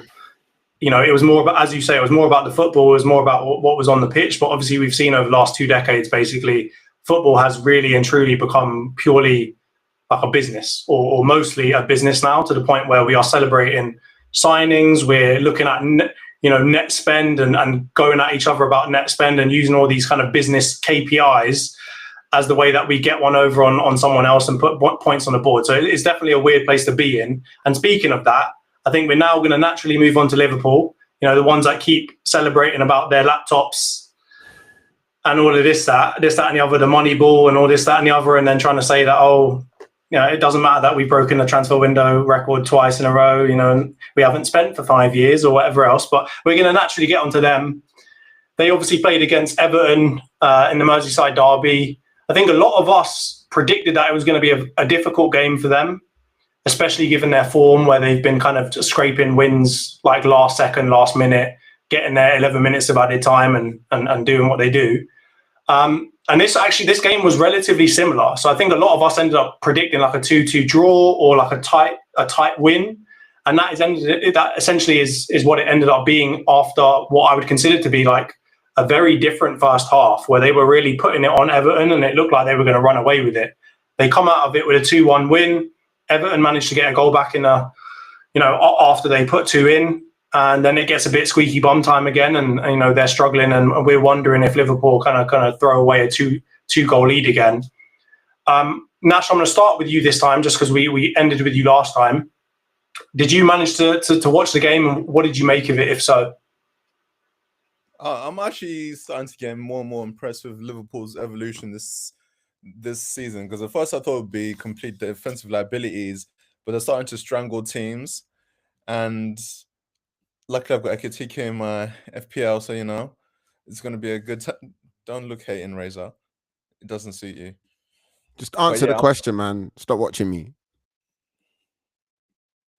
But yeah, I actually think that the kinds of players starting to come through, and yeah, I'm starting to think Liverpool going to win it all. Mad, you've gone from a tight 2-1 win against Everton to they're going to win it all. And I hope by when you say all, you don't mean a quadruple, even though they must. No, just the league, man. Also have to do derby tax. True. But I mean, it's not as if like they've been just absolutely creaming teams this season so far. So it's not as if it's just come out of nowhere and everyone's saying it's because it's the Merseyside derby. They have been getting like really tight results recently. Reese, we're going to move on to you, mate. I mean, obviously, again, they've got a tight win over a team. They haven't defended the best they could. They've been a bit shaky here and there. They've probably got positives to look at it, right, from Gravenberch's perspective and Ekitike, so good performances from the two of them. But what did you make of them? Are you on the same wave as Nash, saying, you know, that this is an impressive run of form and they're just getting wins, or are you thinking there's more that needs to be coming from this £400 million spending window? I love how you threw that 400 million. I think they're impressing me because they're winning games and maybe not at their best, particularly defensively.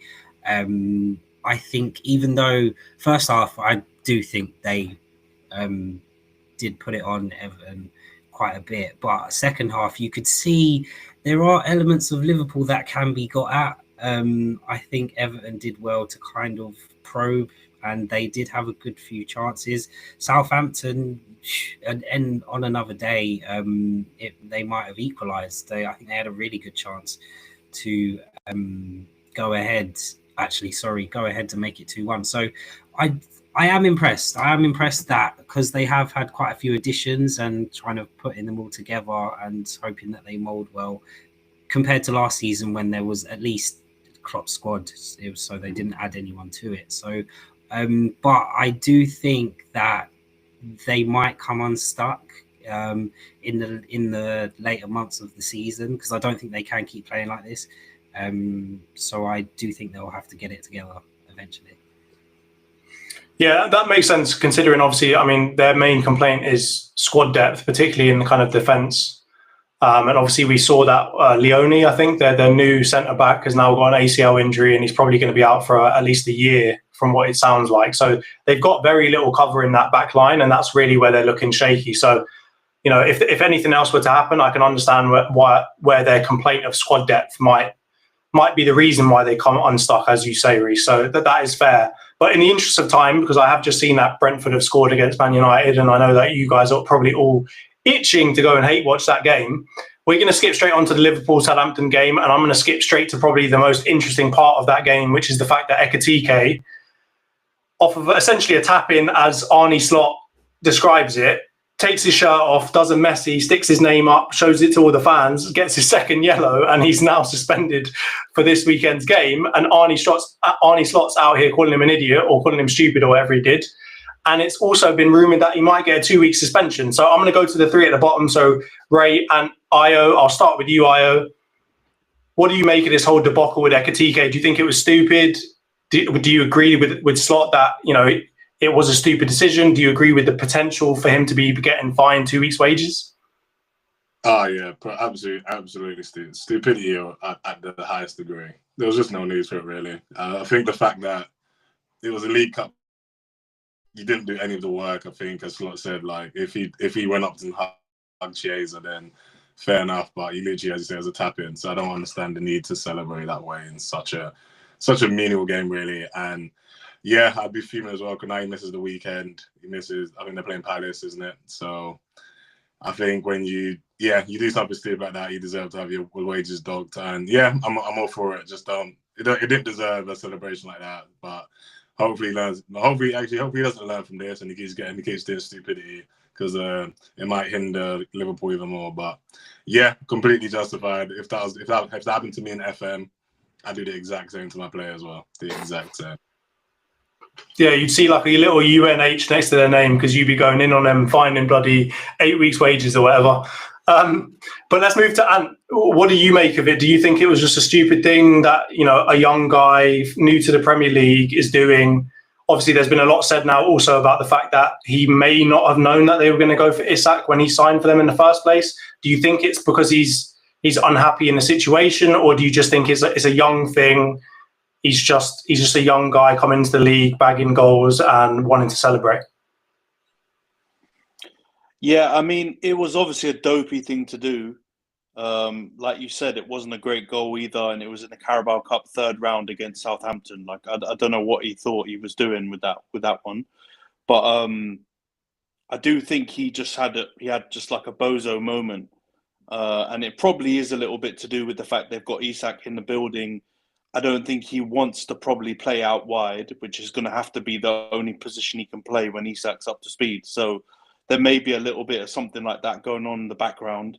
But yeah, it was stupid. And he's been cooking, man, because he scored in the Everton game. He scored in this game. Obviously, like a lot of us really, really rate him from his initial start in the league. So I don't know why he's done that. And he's just killed a little bit of his own momentum. So like Io said, let's hope he keeps doing these dumbass things so he can keep getting red carded and Paul can go crashing down, because I don't agree with what Nash said. I'm not getting more and more impressed with every game with them. It just keeps happening that they're letting in stupid goals, and I think that eventually they're going to catch one, and it may be this weekend against Palace. I'm hoping so, because Glasner is coaching that team so well without Eze dealing with the whole Gahey thing. So, yeah, I don't know. I think Ekitike shot himself in the foot, and Liverpool are going to struggle with whoever they play up front this weekend. So it was a really stupid way to miss out. And he may not see the pitch again. If Isak comes in, does well today, what's going to happen? You know what I mean? He's probably just killed a bit of his own chances. So, yeah, idiot. Yeah, I think that is fair. I think, Ray, going to you, I mean, it could be the last time that he touches the pitch as a striker for Liverpool, you know, for a certain amount of time, just because of the fact that, you know, even though Lana's saying, oh, it's a stupid thing, it's not as if they haven't got like a £150 million striker on their bench to come in after he does get a red card. But, Ray, for you, it does look like he's probably going to get pushed out onto this left wing. You know, when he does come back, do you see any, potential unhappiness or things, drama potentially unfolding at Liverpool as a result of it? Because, I mean, to take your shirt off and to show your name after you've been at a club for 5 weeks or whatever. And let's be honest, when he came to the club before all of his good performances, there was ifs about him, right? Like, it's not as if he was coming in as Isak with that, kind of knowledge of this guy's a baller. So to come out and do that and point at your name and this, that, and the other, it does maybe point to the fact that he's a bit of, he thinks he's him, which a lot of the greatest strikers always do. Do you think that there's going to be any potential kind of unrest in this camp moving forward? Yeah, I think a couple of things. So one, I think it's highly possible that, as someone mentioned earlier, he wasn't aware that they were going for Isak, or maybe he thought the Isak situation was finished and that was just not happening when he came to the club. Maybe he knew that they wanted him, but they didn't think, he thought that they weren't going to get him, whatever.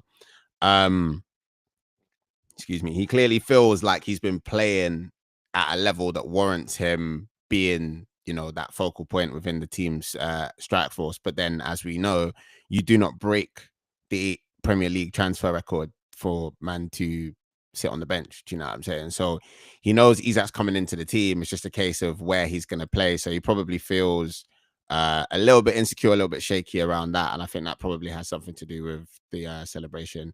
Because as you said, he's been there 5 weeks. It's the Carabao Cup. It's not like he scored some worldie. Do you know what I mean? But yeah, I feel for him in that regard, because it can't be easy, dealing with that pressure, but he's got to find a better way of dealing with it. He's going to play out wide if he plays. If he's not doing up substitute at 70 minutes or whatever else for Isak, he's going to play out wide, because as we just said, you simply do not break the transfer record and play man out of position. That's why Wirtz is being allowed to do whatever the hell he wants right now in the middle of the park for the majority of the time for Liverpool. So yeah, I feel for him. And then the final thing that I think is, are you Darwin in disguise? Are you Darwin in disguise? Because yeah, I think Liverpool fans thought they bust case from boneheaded striker moments, but gift that keeps giving, and long may it continue. Do you know what I mean? You can't. It was the best thing for me to see from that game. But yeah, absolutely crazy. I think Slot, it's good that he's put him to the fire a bit, because yeah, you protect players when they do bozo things and then they go and do more bozo things. So I think it's good that he's told him, give your head the wobble, son. And yeah, for him as a player, I hope he grows out of thinking that that's the way to do it, do it with the football and stuff. But shithouse. I don't know, man. I hope it continues, because the Premier League that I grew up loving was the one with a lot of boneheads in it. I remember Kieran Dyer and Bowyer swinging on each other. I remember all kinds of craziness that made me love the Premier League, right? So this is the kind of boneheaded stuff that I really love, and part of the reason why, the Man United-Arsenal rivalry with Vieira and Keane and Gary Neville and all this malarkey going on, it was so interesting to watch. So I always enjoy characters like that coming out and doing stupid stuff. And I'm not saying it against Liverpool as if it's an agenda against them. I just enjoy seeing it in general. If you're good, it can be possibly excused. But if you are Darwin Núñez or you're Nicholas Jackson, as an example, it does lead to a lot of banter. So, keep it coming, in my mind. Keep it coming. But let's move on to the previews now. We've got a lot to go through. I don't have them, so I'm going to be asking you guys bit by bit on every single one of them what your thoughts are, and I'll be noting them down. So we'll start with the Brentford United game. They're 2-0 down from what I've just seen on FotMob. So I'm going to ask that you be honest and that you share the same result that you predicted when you sent it to Ant earlier today. You're not allowed to change it. I will be checking it against what Antony put down. So we're not allowed to do any of that, all right? I'm going to start with you, Nash. Brentford, Man United, Brentford at home. What did you go for, mate? I said I wasn't confident, but I said United 2-1 because I knew we'd concede. And this was before the lineup. And then after that, Ugarte and all that nonsense, it was over for me. I had no hope. And I'm being rewarded for my cynicism. You're being rewarded for your cynicism. But yeah, okay, cool. Yeah, you predicted a Man United win, and That could still potentially happen. You're just not going to get the 3 points for the correct score because you went for a 2-1. And how about you? What did you go for, mate? Yeah, so I went United to win 2-1 as well. But yeah, obviously that's gone to shit. So thanks, Amram. Have you seen that lineup? No Euro, no Manu. Look what's happening. I know that this would fuck about a lineup. I don't care about our a best fucking central lineup. defender is not playing, and we're win. losing 2-0.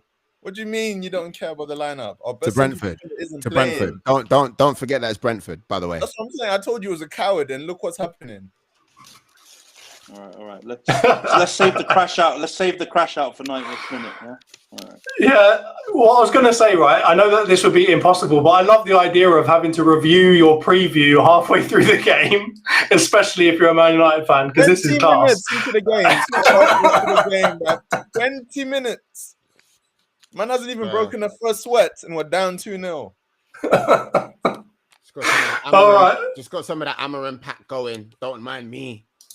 Oh my goodness. I mean, at least he can't be the first one to get sacked, right? He might be the second or the third, but he's not going to be the first, at least. So that's maybe some positivity for you. Small thank you. Right. Yeah. Ray, what did you have for this game, mate? So I'm going to be very honest. I didn't send Ant my predictions. I just sent them to him now, but I predicted 3-1 for this game. And I said it in the chat earlier when Lana was like, have we done predictions yet? I was like, no, but nobody with common sense, even the United fans, didn't do a prediction where United didn't concede, innit? So do you know what I mean? 3-1. I think they'll get a goal. Wait, just to confirm, you mean 3-1 Brentford, yeah? Yeah, absolutely. Okay, good. It's a stupid question, but I had to ask it just to be sure. So, yeah, just for clarity and them man there. But yeah, sorry, United. Yeah, Chelsea. You lot saw it. I put all my faith in Chelsea last week in my FPL because I have no faith in this United side. Yeah, 3-1. That was a very evil laugh. I loved it. All right, Lana, how about you, mate? What did you think? What did you think was going to happen? What was it? I actually didn't. I wasn't going to be honest, but now Ray's honest, so I thought I might as well follow through with it. Like I'd never send my. If I'm doing the pod, I want to send my predictions in. I just do it on the fly. That's how I've got to the top, you know. So I'm not trying to break a winning formula. So I actually did predict 2-0. No, I'm joking. I actually didn't. Yeah, I don't think it'll be fair. Because I actually didn't send a prediction in for the game, so I don't know. I might have to just take. I don't think it'll be fair for me to say it now. So I'm actually being very genuine here because I didn't send one in. So I can predict it, but you might think I'm cheating. So, but I did think you don't need any help at the top, so I'm going to put you as being excluded from this game because I think that's fair. In the interest of fairness, I think we should give Lana a point for not predicting the right score. But I don't. As I said, nobody apart from these man thought that United were going to win a game. Do you know what I mean? Yeah, I thought Brentford to win, but true. I won't give the score result. Okay, I'll just give you a win-loss. So you thought Man United were going to lose, and it looks like they're probably going to lose. So you might get a point for that. But when it comes to time to the end of the season, if you win by 1 point, there will be an inquiry. Just to be clear, there's no benefit to being honest anymore. Then I tried to be honest.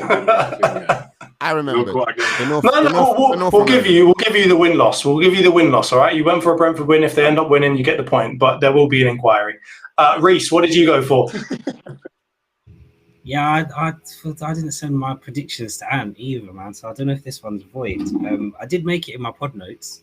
But, okay, all right. Fair. I'll ask for evidence afterwards, and I expect that to show that it was last edited before the match started. So don't change any letters in it. No, you can void this one because I went 2-1 Brentford, so you can probably void that one because yeah, I should have sent it to Anne first, but I definitely didn't think Man United would win. So yeah, nobody did. Yeah. All right, I'll put 2-1 Brentford, but with an asterisk next to it. Me and Ant will convene a council after this match. Ant's usually such a stickler for the rules on this. Yeah, he's nobody docking points and talking about deductions. And look at him, he's just looking up at the TV, looking stressed. And to be clear, you man are Revisionists, all this you never would have predicted United to beat Brentford. Shut up, man. No, Acting like Brentford are Bayern Munich. Chill out. Ant's in his bag again of saying a team is shit and then losing to them, just like he did with City. So just let him stew in that one. And do you know what Khem's prediction was? Yeah, I do actually.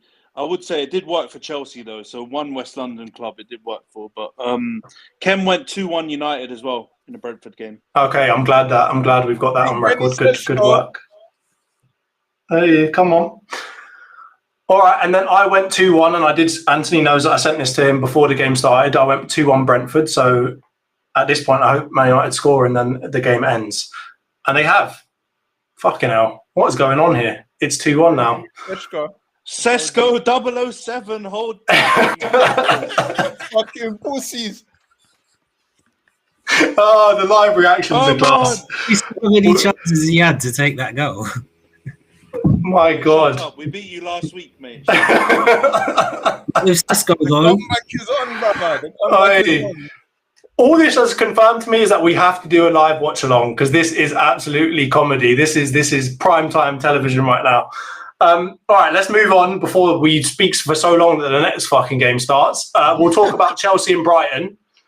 I'm just going to do it alphabetical order so I don't have to keep fucking going up and down in this list. All right, Antony, Chelsea, Brighton, Chelsea at home, coming off a stinky couple of results. David Sanchez is he it's a straight red, right? Not David, what's his name? Fucking Robert Sanchez. He's suspended for this game, right? Because it was a straight red. So they're going to have to play Petrovic? All right, so they're going to have Petrovic in goal. Petrovic, Who the fuck have they got, man? I mean, to be fair, it's Chelsea, so you can understand the misunderstanding here. But okay, they're putting someone in fucking goal. What do you think is going to happen, mate? All right, just because of Reece piping up just now, I'm going to go 2-2 draw.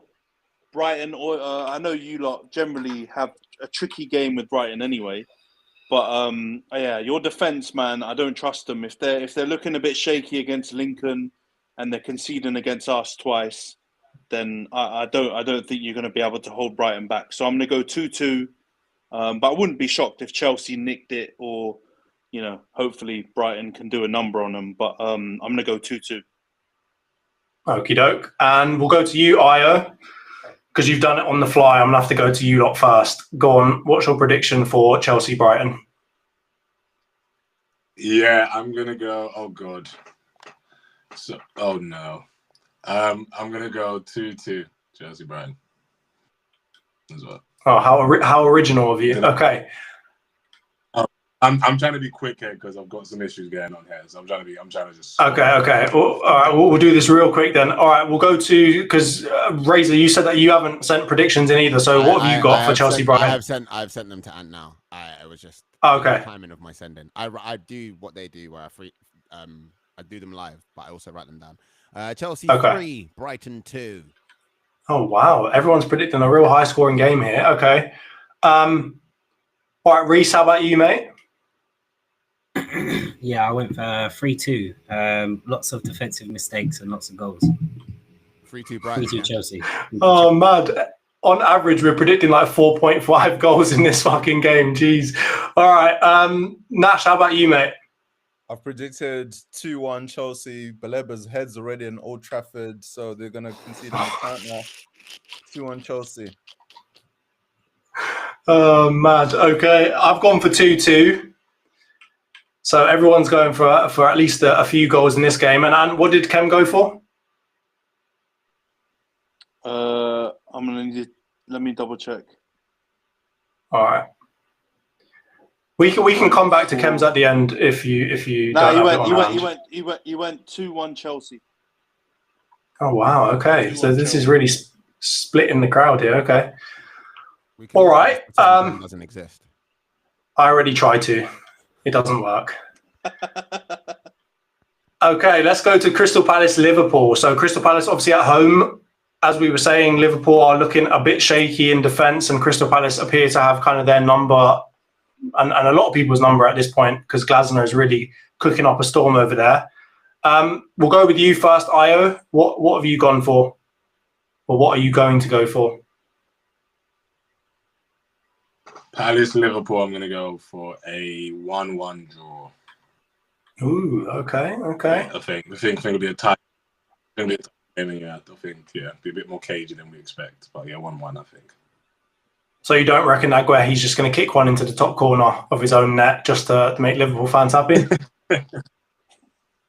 I hope not, mate. I think He's going to be the one to score the goal for Palace, mate. There we go. Oh, okay. That bad boy, I tell you. Oh, there we go, man. That's my.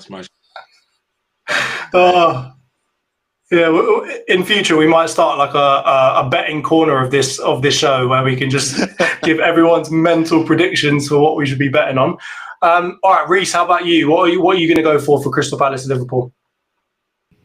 I went 2-1 Liverpool. Last minute goal, Liverpool, I reckon. Okay, so more of the same for them. All right. And Ray, how about you? I'm going 2-1 Palace. Yeah. Okay. I think it's gonna be. We seen what happened, when they played before the season started, or just before the season started. Philadelphia, Eagles. That's all the logic that I've applied to this. Some of this is actually just hope. I'm just sick of Liverpool. Reese's prediction sounds like what's very likely to happen, but like I need something in life. So yeah, Eagles, please, fast. I switched to a different kind of Eagles at the end of that, but yeah, 2-1 I'm glad that someone's going to have some chest on this show. Good work. Okay, Ant, how about you, mate? Yeah, I'm going to go Pam Anderson on this one as well. I'm going Palace to win 2-1. Oh my God! Okay, come on. I think where'd you get that idea? Huh? Yeah, I don't know, mate. The old loaf, innit? But I think they can't keep pulling out these last minute goals. And I know they've managed to do it twice in a week, and they've done it 6 times or whatever their record is. But Palace are the team that are gonna probably give them. This might be one of their hardest games this season, low key. I know they've played you guys at home and they've had a couple of tough games, but Palace, the way Glasner's got them set up, that defence is pretty strong as well. I think if Isak's playing, which is probably the most likely thing to happen after Ekatike's red card, I don't know about you, man, but I haven't been that moved by him so far. I know he's not fit yet, but I can't imagine he's going to get that much change out of Guehi, Richards and Lacroix. So I think 2-1 Palace will stick it on him. Mateta's actually got a really good record against Van Dijk and Konate as well. He actually puts them under a lot of pressure. So I'm hoping he does it again. So yeah, Palace 2-1. Gotcha. All right, and then I've gone for 2-1 Liverpool. I talked about having chest, and I haven't got chest myself apparently. I'm going to go with the 2-1 Liverpool. At this point, I can't bet against them, man. They're just so jammy at this point. So I think it's going to be more of the same, unfortunately. And Nash, how about you? How do you think the game's going to go, and what's your prediction? Look, after sitting with it, I may have been a bit hyperbolic in a few it's Liverpool. Man's running it back. But, I'm still sticking to my guns. 3-1. They will concede again, but yeah, I'm never going to hit too far on that one. 3-1 Liverpool. Okay. 3-1 Liverpool. All right. And what did Khem put in? He went 3-1 Liverpool as well. Of course he did. All right. And then we're going to move on to the City-Burnley game. This one should be pretty straightforward. I know that City aren't looking very good, but, it's Burnley. They're a newly promoted team. City surely have to do something against them. Io, again, we'll go to you because you're top of the table and because you're doing it freestyle off the dome. How do you think the game's going to go, and what do you think the score will be? I think Man City easy winners 3-1. I think Burnley will get a consolation, but I think 3-1 to Man City. I don't think there should be any trouble there for them at home. Haaland grabs a couple, but yeah, Burnley might sneak a cheeky little corner or something, maybe just to make the game look a bit interesting. But then, yeah, I think 3-1 winners for City for sure. Yeah, and to be honest with Burnley, some of their players have been cooking. Like Antony has looked real good. I think Cullen is his name as well. Also has looked really good. So I mean, they're no slouches. I will say, like, of the newly promoted teams that we've seen over the last however many seasons, they appear to be one that are actually half decent. So I wouldn't be surprised, especially with City's form, to see them at least concede a goal here. All right, and then we'll go to for sure. So yeah, for sure. And then Reese, how about you, mate? What do you think is going to happen? Yeah, I'm going to go 3-0 City. Open and shut case, really. Don't really see it going any other way. Tempted to triple captain Haaland, but then I feel like I've used all my tokens if I do that, so I better chill. So I have no triple captain this week. You lot are safe. No, but yeah, I'm going to go 3-0. We'll see how we go. Bro, I'm not safe from anything right now. I'm bottom of the league, all right? So I'm definitely in danger. I'm potential relegation settings right now. Yeah. All right, we'll move on to Ray. You next. How do you think the game's going to go, mate? What Rizzle said, 3-0, mate. Open and shut case. I think all of this consolation talk is wishful thinking. I actually think Donnarumma looked really, really strong against us, and it took what was basically two pieces of magic, because I think the ball from Eze was magic, and I think the finish from Nelly was top drawer, and it took two pieces of magic to effectively beat him once in that game. And I don't like Burnley. I think we're doing them a bit of a disservice being like they're a newly promoted side, but I don't know if they've got that magic against them. I think it's going to be a comfortable one for City. Yeah. Reese literally said bar for bar, apart from all that stuff about triple captain and Haaland. Yeah. 3-0 City. Real quick. All right. And then Nash, we'll go to you. What have you predicted for this one? Man, teams like Burnley are in this league for only two reasons: to boost local economy and to get clapped 3-0 by teams like Keep it moving. 3-0. Oh my God. You know what? I've got a real problem with you Man United fans, right? Because before you lot let them just, bent over for them, everyone was looking at them thinking, oh, they lost to Brighton, they lost to Tottenham, they're not that good anymore, blah, blah, blah, blah, blah. And I blame you lot for making everyone think now that they're really, really good again. And I partly blame us a little bit as well for the 1-1. But you lot are really war criminals, the lot of you, for what you've done for the City agenda. Because Antony, I'm sure, is steaming over there. Partly because he's watching Man United play, but yeah. What was that, Nash? Made the league race more interesting. Come on now, it's a long season. Oh wow, you're rooting for City. I never said that. Let's not put words in my mouth. All right, and what did Khem go for this game? Man's not even going to ask me, yeah? Oh, did I? Yeah, I mean, I can see you raging in the background at Brentford against Man United. But yeah, go for yourself first, and then tell me what Khem went for. Nah, I'll get the shitty answer out first. So Khem went 2-0 City over Burnley, and my one, I'm not believing what I'm hearing, man. What Reese and Razor are saying, this 3-0 open shut case, like, nah, City are not going to win this that easily. This is the perfect example of someone that they're going to probably open up against, and Burnley might surprise us. And like you said, Johns, Burnley have looked half decent. They've not been Sunderland, but they've had a pretty hard run. They've played us away. They've played Liverpool at home. They've played other couple of big teams, and they've actually fared pretty well in all of those games.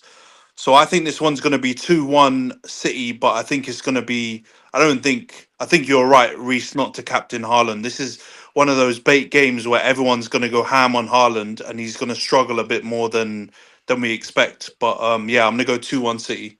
I'm not believing the hype. They're not all there, man. I was so with you when you were saying they had a hard run, and then you lost me when you started with saying Man United were part of that hard run. But okay, Spurs v Wolves. Spurs at home.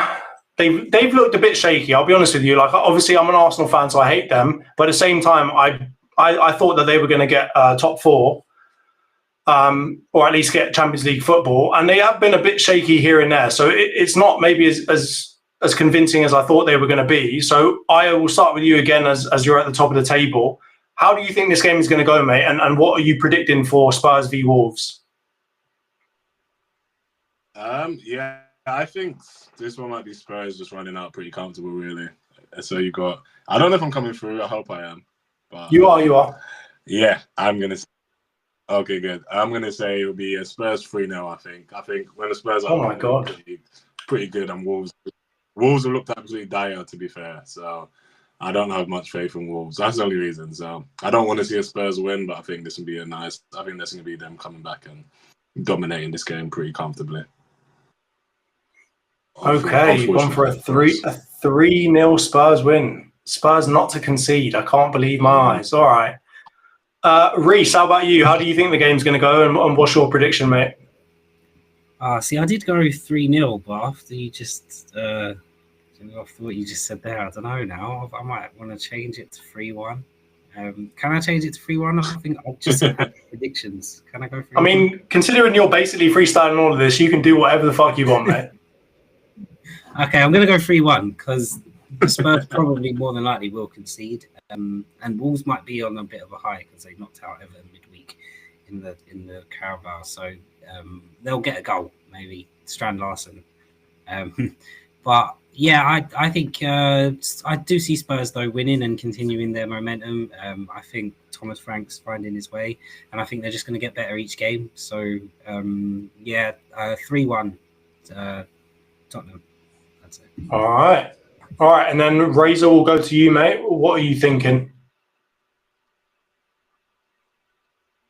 Just so there can be no accusations of anything, but once again, I'm with what Rizzle said. But thankfully, I have actually sent Ant my scores, so he knows that these were already my predictions. So yeah, I think it's going to be a 3-1 Spurs. Echoing what John said, I don't see Spurs not conceding. But yeah, I think they're going to be strong at home. Okay, so we've got so far a pretty convincing Spurs win here so far across all of you. All right, Ants, we'll go to you next. What do you think's going to... I mean, not to interrupt your obvious kind of rage watch that is going on right now in the background. We can see you just cursing out the television. But what do you think is going to happen in this Spurs v Wolves game, mate? Yeah, I agree with the lads, to be honest. I see Spurs smacking them up. Wolves, man, I'm really disappointed with how they've been this start of the season, because I know you don't really rate their manager, but I think generally they've been pretty good since he came in, but they've looked diabolical this season. So yeah, I can't see anything other than the Spurs win. So I've gone 2-0 Spurs to win. Khem's also gone 2-0 as well. You two, best of friends with your predictions. Look at you. Friends, prediction friends. Yeah. Friends.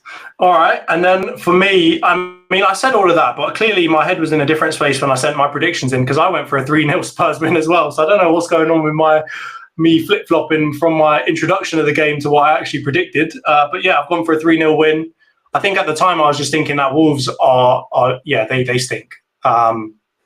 They can't seem to defend to save their lives, and Spurs should have enough in terms of squad depth from my point of view. They've got good players. We still haven't seen the best of Xavi Simons as well. So, yeah, I think that will be a difficult game for Wolves. But at the same time, I wouldn't be surprised to see Spurs concede something, just because they do still seem a bit shaky every now and then at the back. And they've got Vicario in goal, who's going very much under the radar as one of the stinky keepers in this league.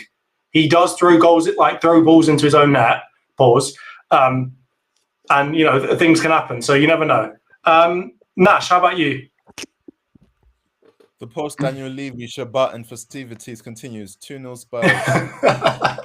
Shalom, my brother. Shalom. Oh, my God. Those one-liners, my goodness. All right. And then we'll move on to what is arguably probably the tastiest game of all of them. And I say that not only because the two teams are pretty good, they're pretty decent in the league as well, but also because there's usually some fireworks in these games. You know, there's some elbows thrown, Havertz flying in 2-footed. There's all kinds of madness that goes on in these games, and I think I can be safe in saying that the fans hate each other as well. Newcastle versus Arsenal. at St James's Park. We have not got a very good record going there, but very few teams do, to be perfectly honest with you. But we always seem to struggle against them. I know Arteta's come out previously and said they're too physical, we can't play that type of football, this, that and the other. We're no slouch physically either, so you'd expect it to be a pretty close game and us to be able to match them in certain ways. And at the same time, they're still trying to bed in their new strikers. So we'll see what goes on. But let's start with you, Io. Newcastle, Arsenal at St James's Park. How do you think the game's going to go, and what do you predict the score will be? Yeah, I think, like you said, I think it might be definitely tight and competitive. I think this, we haven't done well there, but I'm going for a 2-1 Arsenal win. I don't think we can see it a lot, but I can definitely see them getting a goal. I feel like they always like pull their socks up a bit more when they play us. But yeah, I think you run out of winners eventually. But yeah, 2-1, bit of a tight game, and yeah, just hopefully you get a nice Eze sighting. Fingers crossed. No Marino, but you never know. You just never know. So on that, quickly pause before I go to other people. Have the lineups come out? No, isn't it tomorrow? No, not yet. No. Okay, good. So then that leads to my question, Io. How do you think he's going to line up?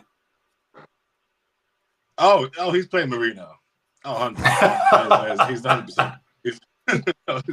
I know. I already know. I don't. As much as I'd love to pretend to think the man would play as in the centre mid role where he wants to be. But no, I think it'll be the same thing we saw against City. I think the reason will be that Newcastle away might need a bit more like cohesion in the midfield. So I think it was justifying again Marino, Zubimendi, Rice, and then. Yeah, hopefully he doesn't start Trossard left wing. But yeah, he might put Eze left wing, fingers crossed, if he's just to play him. But I wouldn't surprise me if I see Trossard again there as well. But yeah, I won't be excited. But positive thoughts this week. that's the only game. How can you say won't be excited, but positive thoughts? All right, mate, you're all over the place. Arteta is beating something real mean into you, mate, because you are fucking miserable. He's got PTSD. He shows all the signs of trauma survivors whenever he talks about Arteta. He really does. He really does. It's a shame to see anti-Arsenal agenda coming from Io. But anyway, let's go for Ray. What do you think is going to happen in this game, mate? Do you know what? I think I put 2-0, but I do like the sound of 2-1 better. But I put 2-0, and that's why we do the predictions before we start the pod. All these 2-0 Arsenal, I assume, right? Absolutely. Okay. Yeah.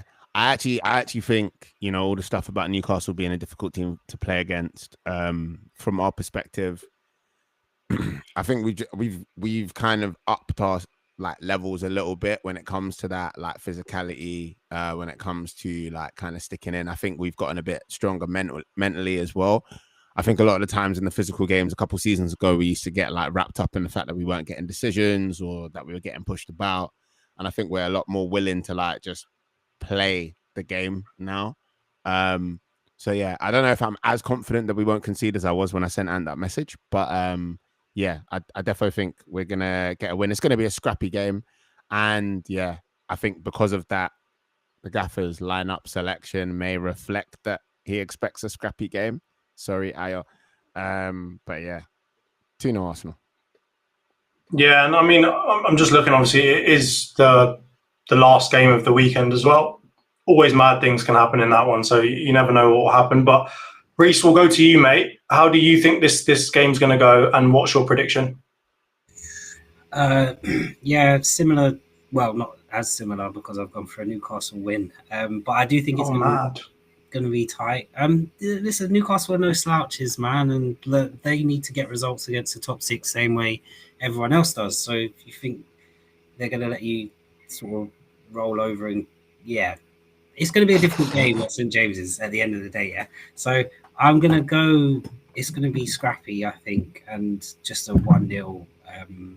Maybe even from a corner or something like that. But I do think Arsenal will be up against it in this game. I think so. I do expect Arteta to sort of set up that way in the Marino Zubimendi Rice midfield. So as disappointed as Io might be, you might not want to watch that game, Io. But yeah. In all, I think Newcastle have to start getting results to get up the table, and I think we're to perfect start with a 1-0 win against Arsenal. I'm going to just put that down to your general hatred for us as a Chelsea fan. To say that they've got to start getting wins as if it's just guaranteed that they will. But okay. All right. I'm going to stop before I get too angry. Trying to be a neutral host here, but I'm probably failing at that one. And what have you got down for this game, mate? So yeah, I've gone 1-1. I think it's going to be a cagey game, and I agree with what all of you have pretty much said in terms of the lineup. I'd be absolutely flabbergasted if that midfield three changes. I think it's guaranteed to be Marino, Zubimendi, and Rice, and it might actually work fairly, or it may actually be quite effective against the Newcastle three. I think the kicker is going to be what he does with the front three. If he plays Eze left wing, or he actually goes and does something pretty bold and puts Martinelli on the left wing, then I think you could snatch a win. But I think it's going to be a tight game regardless. I think I don't know if I see Newcastle winning, because Walter Mada, I know he's scored one, but he's not looked that amazing so far. And Wissa's injured, right? So their striking depth is a little bit lean. So I think the most likely result is going to be a draw, or maybe Arsenal nicking a win. But I think the Arteta pragmatism makes me think it's going to be a draw. So I'm going to go 1-1. And Kemmel's gone 2-2. Of course he has. Okay. All right. And then Nash, how about you? Do you think that's going to be as tight a game? After Gordon's comments about Barcelona the other week, Newcastle's race for their manhood continues. 1-1. Their fights in this game and make it a torrid affair for Arsenal. 1-1. He's got to be pre-writing these bars. Yeah, you're not freestyling. These are too good to be. They're amazing. They're 10 out of 10 every time. But you're not flipping these out whilst watching United crash out against Brentford. I refuse to believe it. I have to. It's only ChatGPT on deck. Yeah, man said Shabbat Shalom with Spurs, and now he's saying they're a race for their manhood. I can't believe it. Brother, Okay, I'm nice like this. We need a compilation of all of his bars. Clearly, that is where the creative writing has come in handy, because you are absolutely spitting right now. All right, that is the end of the predictions, but I do want to ask one thing to all of you. You all seem to be pretty adamant that Marino starts. I'm looking at our list of injuries, and Odegaard is still not listed as an injury. He's our captain. Are you really all saying that you don't see Odegaard touching pitch or starting this game? If he's healthy, he'll play. But I don't know how healthy he is. That's the thing. Yeah, I heard of Odegaard being back. Yeah, you might not risk him. If Odegaard's back, Yeah, I think Arteta will play him. I don't know about you guys, but I know one thing about Lego. He loves that Norwegian brother. He loves him. He does. If he's fit, I reckon Odegaard's playing. But yeah, I don't know. It's going to be a physical game. He brought him on. Which fixture was it that after he got the injury and he brought him on and he got injured again? Yeah, so maybe they'll be a little bit more cautious. Midfield, that area of midfield is one where we do have obscene depth. Do you know what I mean? You can even jig things around and start bringing in other players like MLS and stuff. Do you know what I mean? So I don't think there's any real just cause for rushing back our captain in terms of that if he's not but that's not what I think will happen necessarily. Do you know what I mean? I think as soon as he gets the green light to be available, obviously players want to be available, and if you're one of his guys, I think he'll play you. Do you know what I'm saying? I think the Saliba, I felt a twinge, but I'm okay to play boss against Liverpool at Anfield. Yeah, I think that's kind of shown how he kind of thinks about them kind of things. You know what I'm saying? Yeah, because I'm looking. So he originally got injured in the Leeds game, right? And I think it was his shoulder or something. So he came off in that game. He rested him for the next game, and then he brought him on again or he started him again against Nottingham Forest before coming off again with the same kind of shoulder twinge. So it's now been like, I'm looking here, like 3 games since essentially he started him. So I'm a bit confused, because if he's really injured, he should be listed as an injured player, right? Like, and it should be announced news prior to the game and all that stuff, right? It should come out during press conferences, this, that, and the other. It doesn't look like he's listed as injured. And if he hasn't started for 3 games, I'm tempted to say that, you know, this might be the game to start him. I understand what you guys are saying about like saving him, but he never saves our players when he should. Like Saka, you know, Saka still save. Like he probably sings "Save Us." You don't want to be saved, because he never gets saved. He gets thrown in at the deep end pretty much every single time, and what has led to probably his slightly more fragile self this season. So I'm of the belief that if Odegaard is fit, like 90%, he's going to start that game. Because another thing that I think we've all kind of said here, right? It's going to be a physical game, and from what Arteta said previously, he does not see it as wanting to go up against teams and be all physical necessarily, even though his team selection probably says otherwise when he's starting Mourinho all the time. But he does clearly come out and say that he wants to play and this, that, and the other. So I wouldn't be surprised, obviously, with Odegaard being our captain, to see him come back at some point over the next couple of games. But yeah, at the same time, as you guys are saying, you can never really predict logical things to happen in terms of team selection with Arteta these days. So we'll see what happens with that one. Coming on to the end of the episode, we've got one thing left to really talk about, which is the Prediction League. I don't really want to talk about it due to my position in it, but I'm forced to in my interim position here. So let's get it over and out of the way. All right. Io is currently on 21 points with 4 correct result predictions. He's steaming away with it. 2 points ahead of the closest person, and he's got 2 more correct result predictions than anybody else, or than the second person. We've got Khem Larden in there, number 2, with 19 points, 2 correct predictions. Then we've got Reese, 17 points, 3 correct predictions. Ray, 16 points, 2 correct predictions. And 15 points, 2 correct predictions. John's 15 points, 1 correct prediction. And then Nash, absolutely slumming it at the bottom of the table with 11 points and 1 correct prediction. Took away my points, bruv. This ain't right. No, you didn't show up. He never actually got the points deduction, did he? No, you didn't get deducted, bro. You just went AWOL for a week and had no predictions. So that's what happens, isn't it? Yeah. See, fake news, Fox News. Yeah, I mean, selfishly, you're too close to me for me to be on your side at this point in time. I'm too close to the bottom, so you ain't getting any sympathy from me, mate. And I think, please don't do this to me. I was top of our leagues last year, and now I'm absolutely stinking it up. I'm slumming it with the paupers at the bottom of both of our leagues. Go on, Razor. What's your question, mate? Are we sure that Lana hasn't done some potentially spiritual, potentially financial deal where he trades internet for like clairvoyance on scores? Because he's got 4 correct score predictions, and he doesn't have any internet. Is there a correlation between the 2? That's what I would like to find out. I'll present my findings. This is true. You can't even argue with me because of your lack of internet. It is not the internet that is the issue. It is a storage issue. Please let us. The knowledge has always been there.